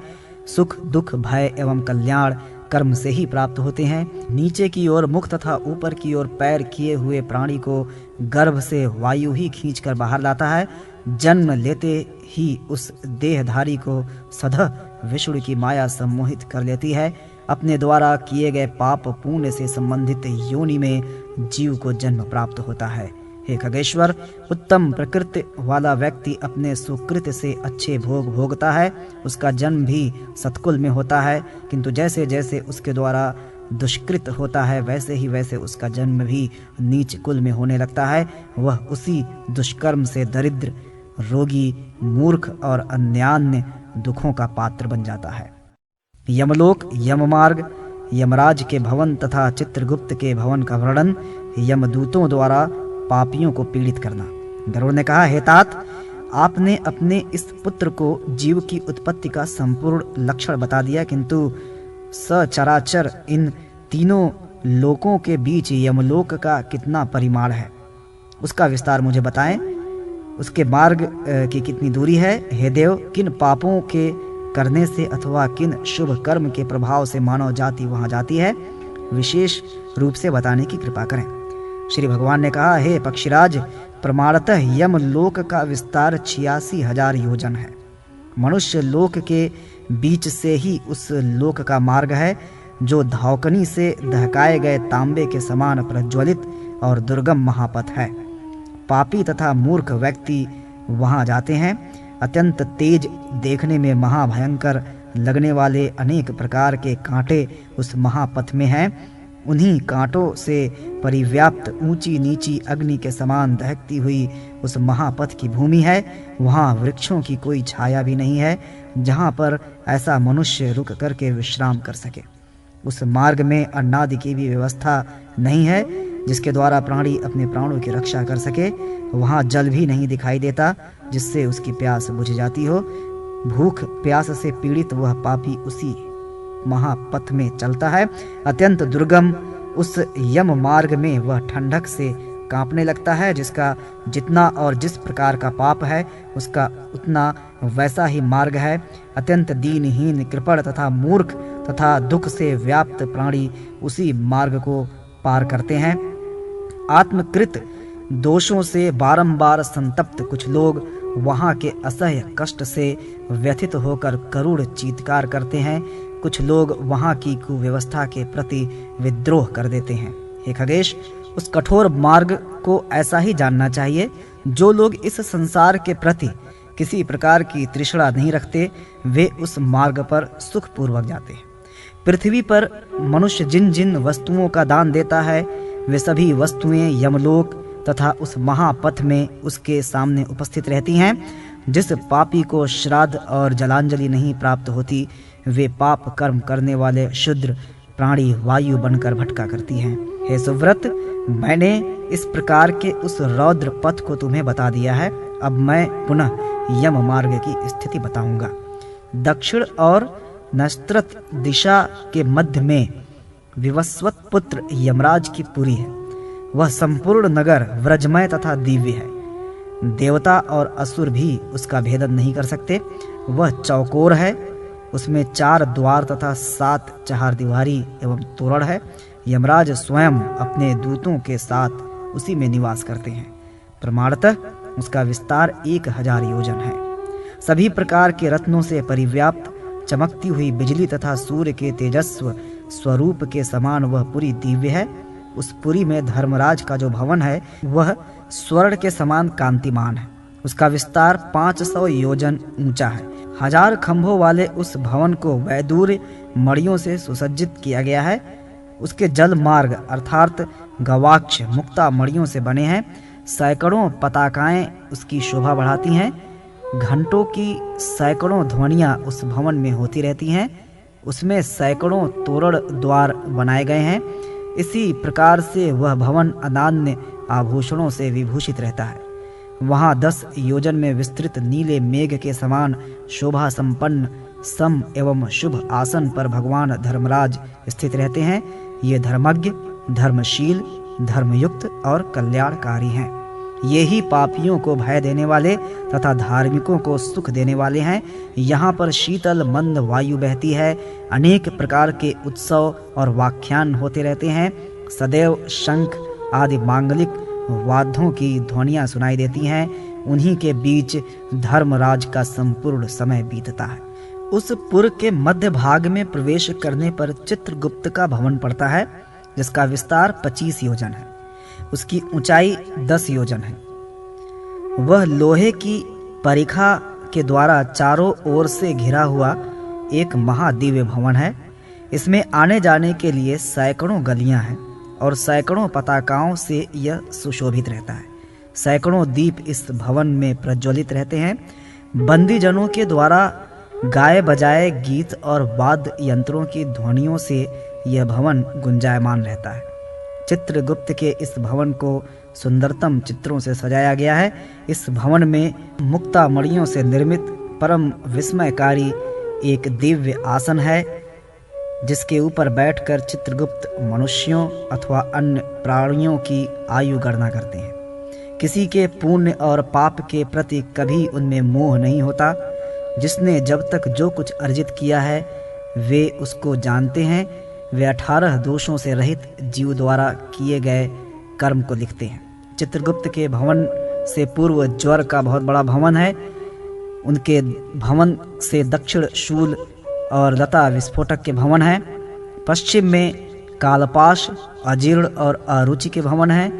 मध्य पीठ के उत्तर में विशूचिका, ईशान कोण में श्रोतर्ति, आग्नेय कोण में मूकता, नैश्रत्य कोण में अतिसार, वायव्य कोण में दाह संज्ञक रोग का घर है। चित्रगुप्त इन सभी से नित्य परिवृत्त रहते हैं। हे तार्क्ष, कोई भी प्राणी जो कुछ कर्म करता है वह सब कुछ चित्रगुप्त लिखते रहते हैं। धर्मराज के भवन के द्वार पर रात दिन दूतगण उपस्थित रहते हैं। यमदूतों के महापाश से बंधे पापी और नीच व्यक्ति मुगदरों से मार खाते हैं। वहाँ नाना प्रकार के पूर्वकृत पाप कर्मों से युक्त मनुष्य को विभिन्न धारदार अस्त्र शस्त्रों तथा अनेक यंत्रों से मारा जाता है। पापियों को दहकते हुए अंगारों के द्वारा घेर दिया जाता है। पूर्व कर्मों के अनुसार लौह पिंड के समान वे उसी में दग्ध किए जाते हैं। अन्य बहुत से पापियों को पृथ्वी पर पटक करके कुल्हाड़े से उन्हें काटा जाता है। पूर्व कर्म के फलानुसार वे चिल्लाते हुए दिखाई देते हैं। कुछ पापियों को गुड़ पाक और कुछ को तैल पाक में डालकर पकाया जाता है। इस प्रकार उन यमदूतों से पापियों को अत्यधिक कष्ट भोगना पड़ता है। अन्य पापी उन अत्यंत निर्दयी दूतों से बार बार क्षमादान की प्रार्थना करते हैं, पर यमदूत उनकी एक भी नहीं सुनते। हे तार्क्ष, इस प्रकार पापियों के लिए कर्मानुसार बहुत से नरक कहे गए हैं। इष्टापूर्त कर्म की महिमा तथा और्ध्व दैहिक कृत्य, 10 पिंड दान से अतिवाहिक शरीर के निर्माण की प्रक्रिया, एकादशाहादि श्राद्ध का विधान, शय्या दान की महिमा एवं सपिंडीकरण श्राद्ध का स्वरूप। श्री कृष्ण ने कहा, हे गरुड़, शास्त्र के अनुसार धर्म और अधर्म का जो लक्षण किया गया है उसको तुम सुनो। प्राणियों के आगे आगे उनका सत्कर्म और दुष्कर्म दौड़ता है। विद्वानों ने कृत्य, सत्य युग में तप, त्रेता युग में ज्ञान, द्वापर में यज्ञ और दान तथा कलयुग में एकमात्र दान की प्रशंसा की है। मनीषियों ने उत्तम प्रकृति वाले गृहस्थ जनों के लिए इस धर्म को स्वीकार किया है कि वे यथाशक्ति इष्टापूर्त कर्म करें। उसके करने से उन्हें पातक नहीं होता।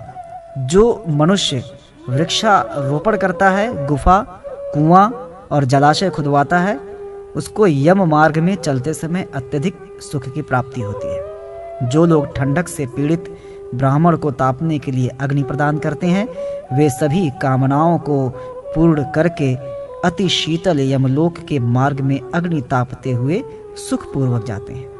जिस मनुष्य ने पृथ्वी का दान दिया है, उसने मानो स्वर्ण, मणि, मुक्तादि बहुमूल्य रत्न, वस्त्र और आभूषण आदि का संपूर्ण दान दे दिया। इस पृथ्वी पर मानो जो कुछ दान में देते हैं, वे सब दिए गए पदार्थ यमलोक के महापथ में उनके समीप उपस्थित रहते हैं। पुत्र विधि पूर्वक अपने मित्र पिता के लिए नाना प्रकार के जिन सुंदर भोज पदार्थों का दान देता है, वे सभी पिता को प्राप्त होते हैं। आत्मा शरीर ही पुत्र के रूप में प्रकट होता है। वह पुत्र यमलोक में पिता का रक्षक है। घोर नरक से पिता का उद्धार वही करता है, इसलिए उसको पुत्र कहा जाता है। अतः पुत्र को पिता के लिए आजीवन श्राद्ध करना चाहिए, तभी वह अतिवाहात्मक प्रेत रूप पिता पुत्र द्वारा दान में दिए गए पदार्थ के भोगों में सुख प्राप्त करता है। दग्ध हुए प्रेत के निमित्त परिजनों के द्वारा जो जलांजलि दी जाती है, उससे प्रसन्न होकर वह प्रेत यमलोक में जाता है।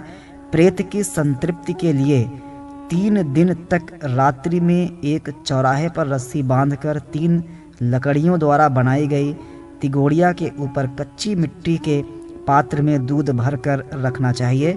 हे पक्षिण, वायुभूत वह प्रेत मृत्यु के दिन से लेकर 3 दिन तक आकाश में स्थित उस दूध का पान करता है। दाह से चौथे दिन अस्थि संचय का कार्य करना चाहिए, उसके बाद जलांजलि प्रदान करें। किंतु इन जलांजलियों को पूर्वाह्न, मध्याह्न, अपराह्न तथा उनकी संधि कालों में न दें, बल्कि दिन के प्रथम पहर के बीत जाने पर दें।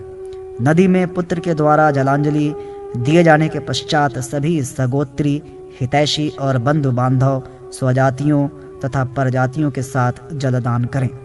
किसी भी कारण शीघ्रतावश मुख्य अधिकारी पुत्र के जलांजलि देने के पूर्व ही जलांजलि नहीं देनी चाहिए। जब स्त्रियां शमशान भूमि से वापस हो जाएं, तभी लोकाचार किया जाए। शूद्र की मृत्यु हो जाने पर जो ब्राह्मण उसकी चिता के लिए लकड़ी लेकर जाता है अथवा उसके पीछे पीछे चलता है, वह 3 रात्रियों तक अशुद्ध रहता है। 3 रात्रियों के पश्चात समुद्र में मिलने वाली गंगा आदि पवित्र नदी के तट पर पहुंचकर वह स्नान करे। तदनंतर 100 प्राणायाम करके गोघृत का प्राशन करे, तब उसकी शुद्धि होती है। शूद्र सभी वर्णों के शवों का अनुगमन कर उन्हें जलांजलि दे सकता है। वैश्य 3 वर्णों ब्राह्मण, क्षत्रिय और वैश्य के शवों का अनुगमन कर उन्हें जलांजलि दे सकता है।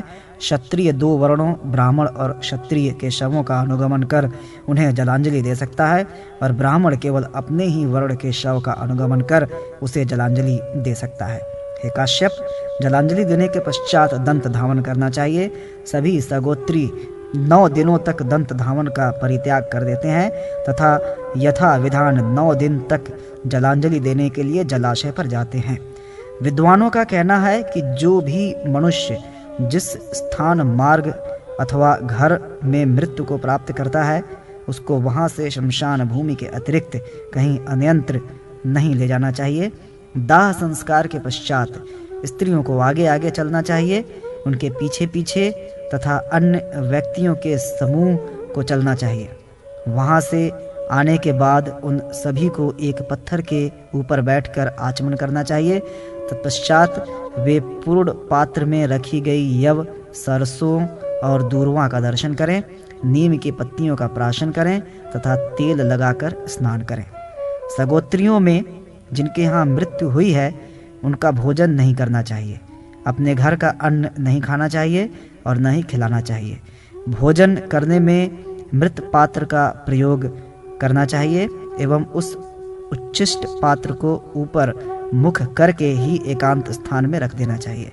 मृतक के गुणों का कीर्तन करें, यमगाथा का पाठ करें और पूर्व जन्म में संचित शुभाशुभ का चिंतन करें।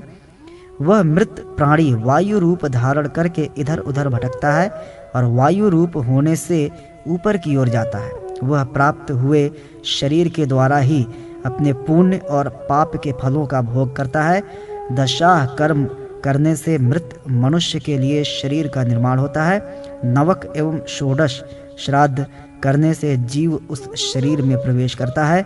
भूमि पर तिल और कुश का निक्षेप करने पर वह कुटी धातुमयी हो जाती है। मरणासन्न प्राणी के मुख में पंचरत्न डाल देने से जीव ऊपर की ओर चल देता है। यदि ऐसा नहीं होता है तो जीव को शरीर नहीं मिल पाता, अर्थात वह इधर उधर भटकता रहता है। इसलिए आदर पूर्वक भूमि पर तिल और दर्भ को बिछाना चाहिए। जीव जहाँ कहीं भी पशु या स्थावर योनि में जन्म लेता है, जहाँ वह रहता है, वहीं पर उसके उद्देश्य से दी गई श्राद्धीय वस्तु पहुँच जाती है। जिस प्रकार धनुर्धारी के द्वारा लक्ष्य भेदन के लिए छोड़ा गया वाण उसी लक्ष्य को प्राप्त करता है जो उसको अभीष्ट है, उसी प्रकार जिसके निमित्त श्राद्ध किया जाता है वह उसी के पास पहुंच जाता है। जब तक मृतक के सूक्ष्म शरीर का निर्माण नहीं होता तब तक किए गए श्राद्धों से उसकी संतृप्ति नहीं होती। भूख प्यास से व्यथित होकर वायुमंडल में इधर उधर चक्कर काटता हुआ वह जीवात्मा दशाह के श्राद्ध से संतृप्त होता है। जिस मृतक का पिंडदान नहीं हुआ है वह आकाश में भटकता ही रहता है। वह क्रमशः 3 दिन जल, 3 दिन अग्नि, 3 दिन आकाश और 1 दिन अपने प्रिय जनों के ममतावश अपने घर में निवास करता है। अग्नि में शरीर के भस्म हो जाने पर प्रेतात्मा को जल से ही तृप्त करना चाहिए। इसके बाद जल से ही उसकी तेल स्नान की क्रिया पूर्ण करें तथा घर में पुआ और कृशर अन्न से श्राद्ध करें।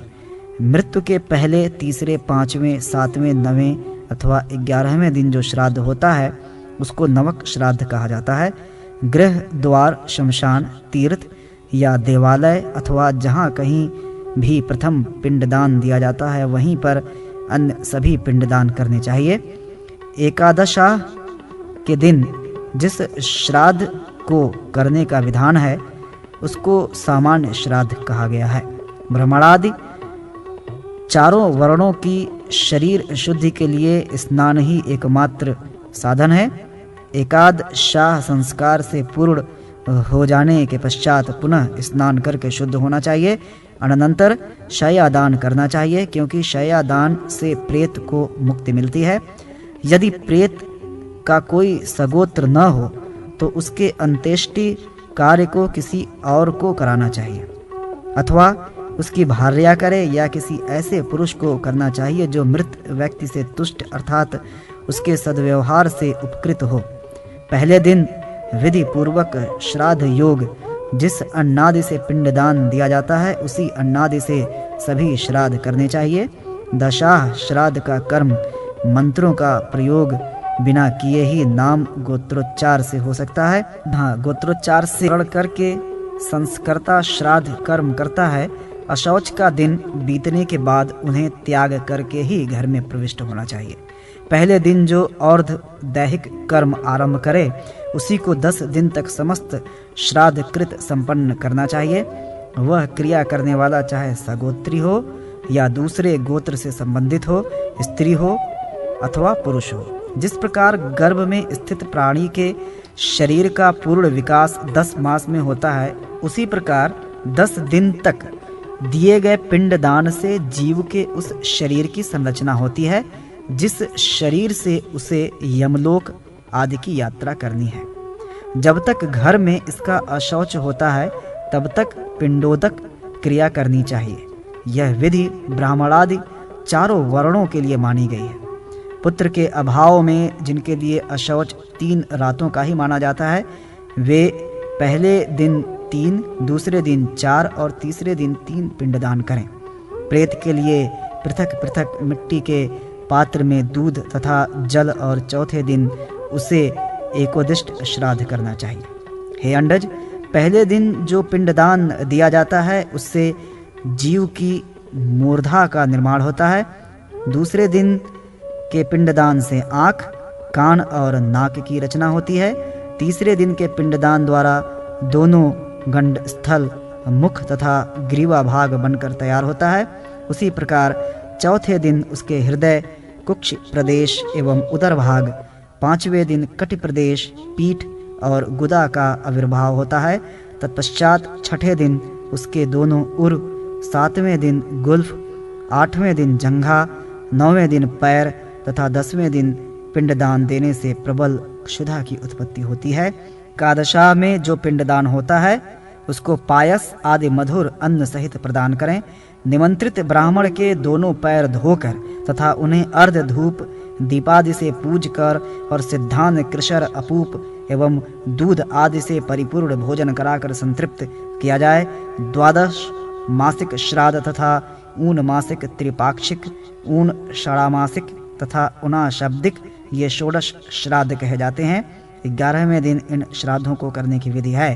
प्राणी की जो मृत्यु तिथि हो उसी तिथि पर प्रति मास श्राद्ध करना चाहिए। प्रथम मासिक श्राद्ध मृताह के दिन न करके एकादशाह के दिन करना चाहिए। जिस तिथि को मनुष्य मरता है वही तिथि अन्य मासिक श्राद्ध के लिए प्रशस्त होती है। ऊन मासिक, ऊन षाणामासिक एवं ऊनाशब्दिक तथा त्रिपाक्षिक इन श्राद्धों के लिए मृत्यु तिथि का विचार नहीं करना चाहिए। उदाहरणार्थ, पूर्णिमा तिथि में जो व्यक्ति मरता है उसके लिए अगली चतुर्थी तिथि को ऊन मासिक श्राद्ध करना चाहिए। जिसकी मृत्यु चतुर्थी तिथि को होती है उसके लिए ऊन मासिक श्राद्ध नवमी को होना चाहिए, और जो मनुष्य नवमी तिथि को मरता है उसके लिए चतुर्दशी ऊन मासिक श्राद्ध की तिथि है। अतः अंत्येष्टि कर्म कुशल विधान को यह जान लेना चाहिए कि ये सभी तिथियां यथाविहित मृत्यु तिथि के अनुसार रिक्ता ही होंगी। एकादशा को जो श्राद्ध किया जाता है उसका नाम नवक है। उस दिन चौराहे पर प्रेत के निमित्त भोजन रख करके श्राद्धकर्ता पुनः स्नान करे। एकादशा से वर्ष पर्यंत श्रेष्ठ ब्राह्मण को दिन प्रतिदिन सन्नोदक घट का दान करना चाहिए। मानव शरीर में जो अस्थियों का यह समूह विद्यमान है जिसमें उनकी कुल संख्या 360 है, जल पूर्ण घट का दान देने से उन अस्थियों को पुष्टि मिलती है। इसलिए जो घट दान दिया जाता है उससे प्रेत को प्रसन्नता प्राप्त होती है। जंगल या किसी विषम परिस्थिति में जीव की मृत्यु जिस दिन होती है उस दिन से घर में सूतक होता है और उसी के अनुसार दशाहादि क्रियाएं करनी चाहिए। दाह संस्कार जब कभी भी हो, तिलपात्र, अन्नादिक भोज पदार्थ, गंध, धूपादि एवं पूजन सामग्री का जो दान है उसको एकादशाह में देना चाहिए। उससे ब्राह्मण की शुद्धि होती है। मृत्यु और जन्म में घर में होने वाले सूतक से क्रमशः क्षत्रिय 12वें दिन, वैश्य 15वें दिन और शूद्र 1 मास में शुद्ध होता है। मृत्यु के 3 मास होने पर त्रिरात्र, 6 मास होने पर पक्षिणी, संवत्सर पूर्ण होने पर पूर्व अहोरात्र तथा संवत्सर पूर्ण होने पर जल दान की क्रिया करने से शुद्धि होती है। इसी के अनुसार सभी वर्णों की शुद्धि होती है। कलयुग में सूतक की समाप्ति दशा में ही है। एकादशा से लेकर सांवत्सरिक आदि सभी श्राद्धों के अवसर पर विश्व देवों की पूजा करके अन्य पिंडदान करना चाहिए।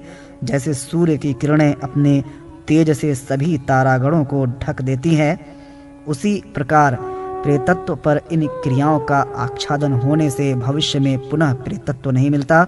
अतः सपिंडन के अनंतर कहीं प्रेत शब्द प्रयोग नहीं होता। श्रेष्ठ ब्राह्मण सर्वदा शय्यादान की प्रशंसा करते हैं। यह जीवन अनित्य है, उसे मृत्यु के बाद कौन प्रदान करेगा। जब तक यह जीवन है तब तक अपने बंधु बांधव हैं और अपने पिता हैं। मृत्यु हो जाने पर यह मर गया ऐसा जान करके क्षण भर में ही वे अपने हृदय से स्नेह को दूर कर देते हैं। इसलिए आत्मा ही अपना बंधु है ऐसा बारंबार विचार करके जीते हुए ही अपने हित के कार्य कर लेना चाहिए। इस संसार में मरे हुए प्राणी का कौन पुत्र है जो बिस्तर के सहित शय्या का दान ब्राह्मण को दे सकता है। ऐसा सब कुछ जानते हुए मनुष्य को अपने जीवन काल में ही अपने हाथों से शय्या दानादि सभी दान कर देना चाहिए। अतः अच्छी एवं मजबूत लकड़ी की सुंदर शय्या बनवा करके उसे हाथी के दांत तथा सोने की पट्टियों से अलंकृत करके उस शय्या के ऊपर लक्ष्मी के सहित विष्णु की स्वर्णमयी प्रतिमा को स्थापित करें। उसके बाद उसी शय्या के सन्निकट घी से परिपूर्ण कलश रखें। हे गरुड़, वह कलश अपने सुख के लिए ही होता है। विद्वानों ने तो उनको निद्रा कलश कहा है। तांबुल, केसर, कुमकुम, कपूर, अगरू, चंदन, दीपक, पादुका, छत्र, चामर, आसन, पात्र तथा यथाशक्ति सप्त धान्य उसी शैया के बगल में स्थापित करें। इन वस्तुओं के अतिरिक्त शयन करने वाले के लिए जो अन्य उपयोगी वस्तु हो उसको भी वहां रखें। सोने, चांदी या अन्य धातु से बनी छारी, करक, दर्पण और पंचरंगी चांदनी से उस शैया को संयुक्त करके उसे ब्राह्मण को दान दे दें। कल्याण के लिए यजमान स्वर्ग में सुख प्रदान करने वाली शैया की विधिवत रचना करके सपत्निक द्विज दंपत्ति की पूजा करके उसका दान करें। कर्ण, फूल, कंठहार, अंगूठी, भुजबंध और चित्रकादि आभूषण एवं गौ से युक्त घरेलू उपकरणों से परिपूर्ण घर उसको दान में दें। तदनंतर पंचरत्न, फल और अक्षत से समन्वित अर्घ्य उस ब्राह्मण को देकर यह प्रार्थना करनी चाहिए, जिस प्रकार समुद्र की पुत्री लक्ष्मी से भगवान विष्णु की शैया शून्य नहीं होती है, उसी प्रकार जन्म जन्मांतर में मेरी शैया भी शून्य न हो। इस प्रकार ब्राह्मण को उस निर्मल शैया का दान देकर क्षमापन करके उसे विदा करें। यही प्रेत शैया की विधि एकादशा संस्कार में बताई गई है। हे गरुड़, अपने बांधवों की मृत्यु होने पर उनके निमित्त बंधुजन धर्मार्थ जो दान देते हैं उसके विषय में विशेष बात मैं कह रहा हूँ, तुम उनको सुनो। हे पक्षीराज, अपने घर में पहले से ही जो कुछ उपयुक्त वस्तु हो, उस मृतक के शरीर से संबंधित जो वस्त्र, पात्र और वाहन हो, जो कुछ उसको अभीष्ट रहा हो, वह सब एकत्र करें। शैया के ऊपर भगवान विष्णु की स्वर्णमयी प्रतिमा को स्थापित करके विद्वान व्यक्ति उनकी पूजा करें और जैसा पहले कहा गया है उसी के अनुसार ब्राह्मण को उस मृत शैया का दान कर दें। शैया दान के प्रभाव से प्राणी को प्राप्त होने वाला संपूर्ण सुख इंद्र और यमराज के घर में विद्यमान रहता है। इसके प्रभाव से महाभयंकर मुख वाले यमदूत उसको पीड़ा नहीं देते। वह मनुष्य यमलोक में कहीं धूप और ठंडक से कष्ट नहीं पाता। शैया दान के प्रभाव से प्रेत बंधन मुक्त हो जाता है। इस दान से पापी व्यक्ति भी स्वर्ग लोक चला जाता है। जो प्राणी पाप से रहित है वह अप्सराओं से सेवित विमान पर चढ़कर प्रलय पर्यंत स्वर्ग में रहता है। जो नारी अपने पति के लिए नवक, षोडश और संवत्सरिक श्राद्ध कर शैयादान करती है उसको अनंत फल प्राप्त होता है। मृत पति का उपकार करने के लिए जो स्त्री जीवित रहती है उसके साथ मरती नहीं, तो वह सती जीवित रहते हुए भी अपने पति का उद्धार कर सकती है। स्त्री को अपने मृत पति के लिए दधि, अन्न, शयन, अंजन, कुमकुम, वस्त्राभूषण तथा शय्यादि सभी प्रकार के दान देना चाहिए। स्त्रियों के लिए इस लोक में जो कुछ वस्तुएं उपकारक हों, जो कुछ शरीर पर प्रयोग किए जाने योग्य वस्त्राभूषण और भोग्य वस्तुएं हों, उन सभी को मिलाकर प्रेत की प्रतिमा बनाकर उन्हें यथास्थान नियोजित करके लोकपाल, इंद्रादि, देवगण, सूर्यादिक ग्रह, गौरी तथा गणेश की पूजा करें। उसके बाद श्वेत वस्त्र धारण करके पुष्पांजलि सहित ब्राह्मण के समक्ष इस प्रकार कहे, हे विप्रदेव, प्रेत की यह प्रतिमा सभी उपकरणों और समस्त रत्नों से युक्त है। मैं आपको इसे प्रदान करता हूँ। आत्मा ही शिव है, यही शिव और गौरी है, यही सभी देवताओं के साथ इंद्र हैं। अतः इस शैयादान से यह आत्मा प्रसन्न हो। इसके बाद उस शैया को परिवार वाले आचार्य ब्राह्मण को प्रदान करें। ब्राह्मण उसको ग्रहण करने के बाद को, दात इत्यादि मंत्र का पाठ करें। तत्पश्चात उस ब्राह्मण की प्रदक्षिणा करके प्रणाम करें और उन्हें वहां से विदा करें। हे पक्षिन, इस विधि से एक शैया का एक ही ब्राह्मण को दान देना चाहिए। एक गौ, एक गृह, एक शैया और एक स्त्री का दान बहुतों के लिए नहीं होता। विभाजित करके दिए गए दान दाता को पाप की कोटि में गिरा देते हैं। हे तार्क्ष, इस प्रकार बताई गई विधि के अनुसार जो प्राणी शैयादि का दान करे तो उसे जो फल प्राप्त होता है उसको तुम सुनो। इस दान से दाता 100 दिव्य वर्षों तक स्वर्ग लोक में निवास करता है। व्यतिपात योग कार्तिक पूर्णिमा, मकर तथा कर्क की संक्रांति में सूर्य चंद्र ग्रहण में द्वारका, प्रयाग, नैमिषारण्य, कुरुक्षेत्र, अबुर्द, आबू पर्वत, गंगा, यमुना तथा सिंधु नदी और सागर के संगम तट पर जो दान दिया जाता है यह उससे भी बड़ा दान है। इस शय्या दान के 16वें अंश को भी वे सभी दान प्राप्त नहीं कर पाते। वह प्राणी जहाँ जन्म लेता है वहीं उस पुण्य का फल भोगता है। स्वर्ग में रहने योग्य पुण्य के क्षय होने के बाद वह सुंदर स्वरूप धारण करके पृथ्वी पर पुनः जन्म लेता है। वह महाधनी, धर्मज्ञ और सर्व शास्त्रों का निष्णात पंडित होता है और मृत्यु होने के बाद वह नरश्रेष्ठ पुनः वैकुंठ लोक चला जाता है। अद्भुत है, अप्सराओं से चारों ओर घिरा हुआ वह प्राणी दिव्य विमान पर चढ़कर स्वर्ग में अपने पितरों के साथ हव्य कव्य ग्रहण करते हुए प्रसन्न रहता है। हेताक्ष, यदि पितर प्रेतत्व को प्राप्त हैं तो सपिंडीकरण के बिना अष्ट का, अमावस्या, मघा नक्षत्र तथा पितृ पर्व में किए गए जो श्राद्ध हैं वे पितरों को नहीं प्राप्त होते हैं। सपिंडीकरण का कार्य वर्ष पूरा हो जाने पर करना चाहिए, इसमें संशय नहीं। शव की शुद्धि के लिए आद्य श्राद्ध करके षोडशी का संपादन करें। तदनंतर पितरों की पंक्ति में प्रवेश के लिए शुद्धि के लिए 50वें प्रेत पिंड का अन्य पिंडों के साथ मेलन करें। वृद्धि श्राद्ध की संभावना होने पर 1 वर्ष के पहले ही 6 अथवा 3 माह या 1.5 माह में एवं 12वें दिन सपिंडीकरण श्राद्ध कर देना चाहिए। शूद्र का श्राद्ध स्वेच्छा पूर्वक हो सकता है। अग्निहोत्री ब्राह्मण की मृत्यु होने पर द्वादशाह को सपिंडन कर्म होना चाहिए। जब तक वह कर्म नहीं किया जाता तब तक वह मृत अग्निहोत्री ब्राह्मण प्रेत योनि में ही रहता है।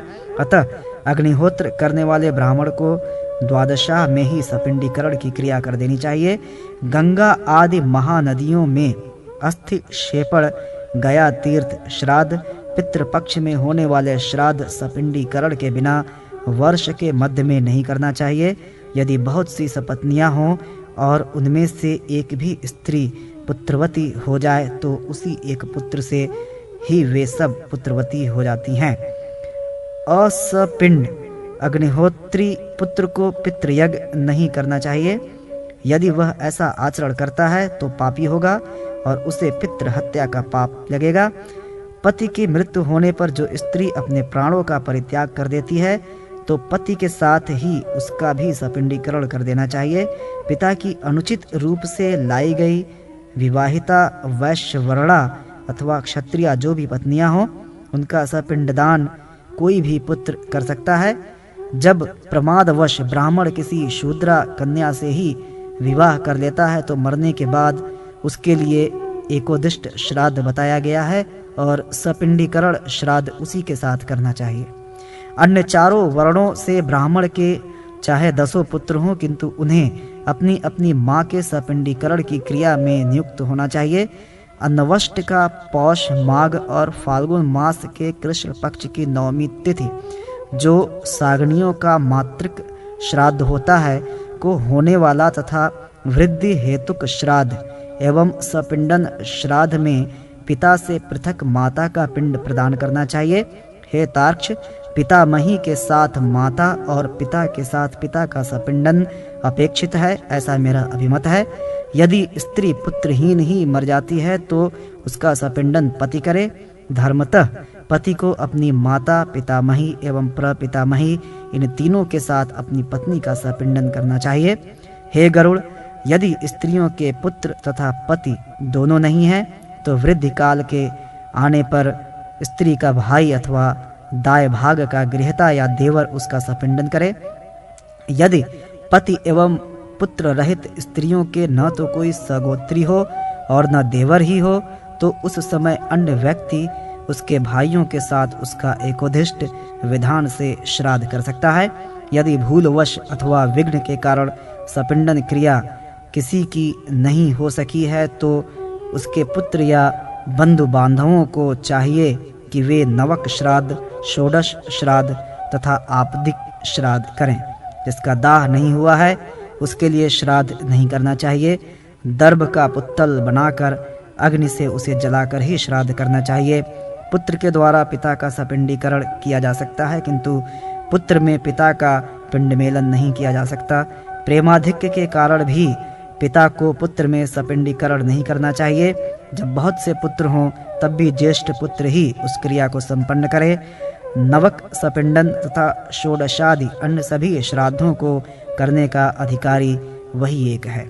धन का बंटवारा न होने पर भी एक ही पुत्र को पिता के समस्त आर्ध दैहिक कृत्य करना चाहिए। मुनियों ने भी इस बात को कहा है कि पिता की अंत्येष्टि एक ही पुत्र करता है।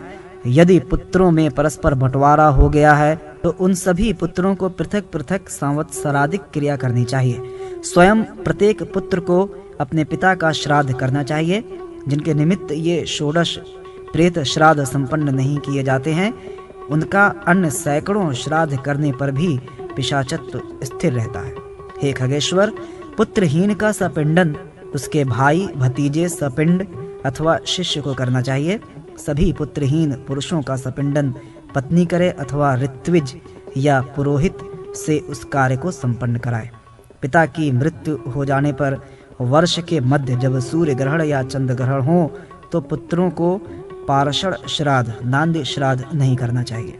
माता पिता और आचार्य की मृत्यु होने पर वर्ष के मध्य में तीर्थ श्राद्ध, गया श्राद्ध तथा अन्य पैतृक श्राद्ध नहीं करना चाहिए।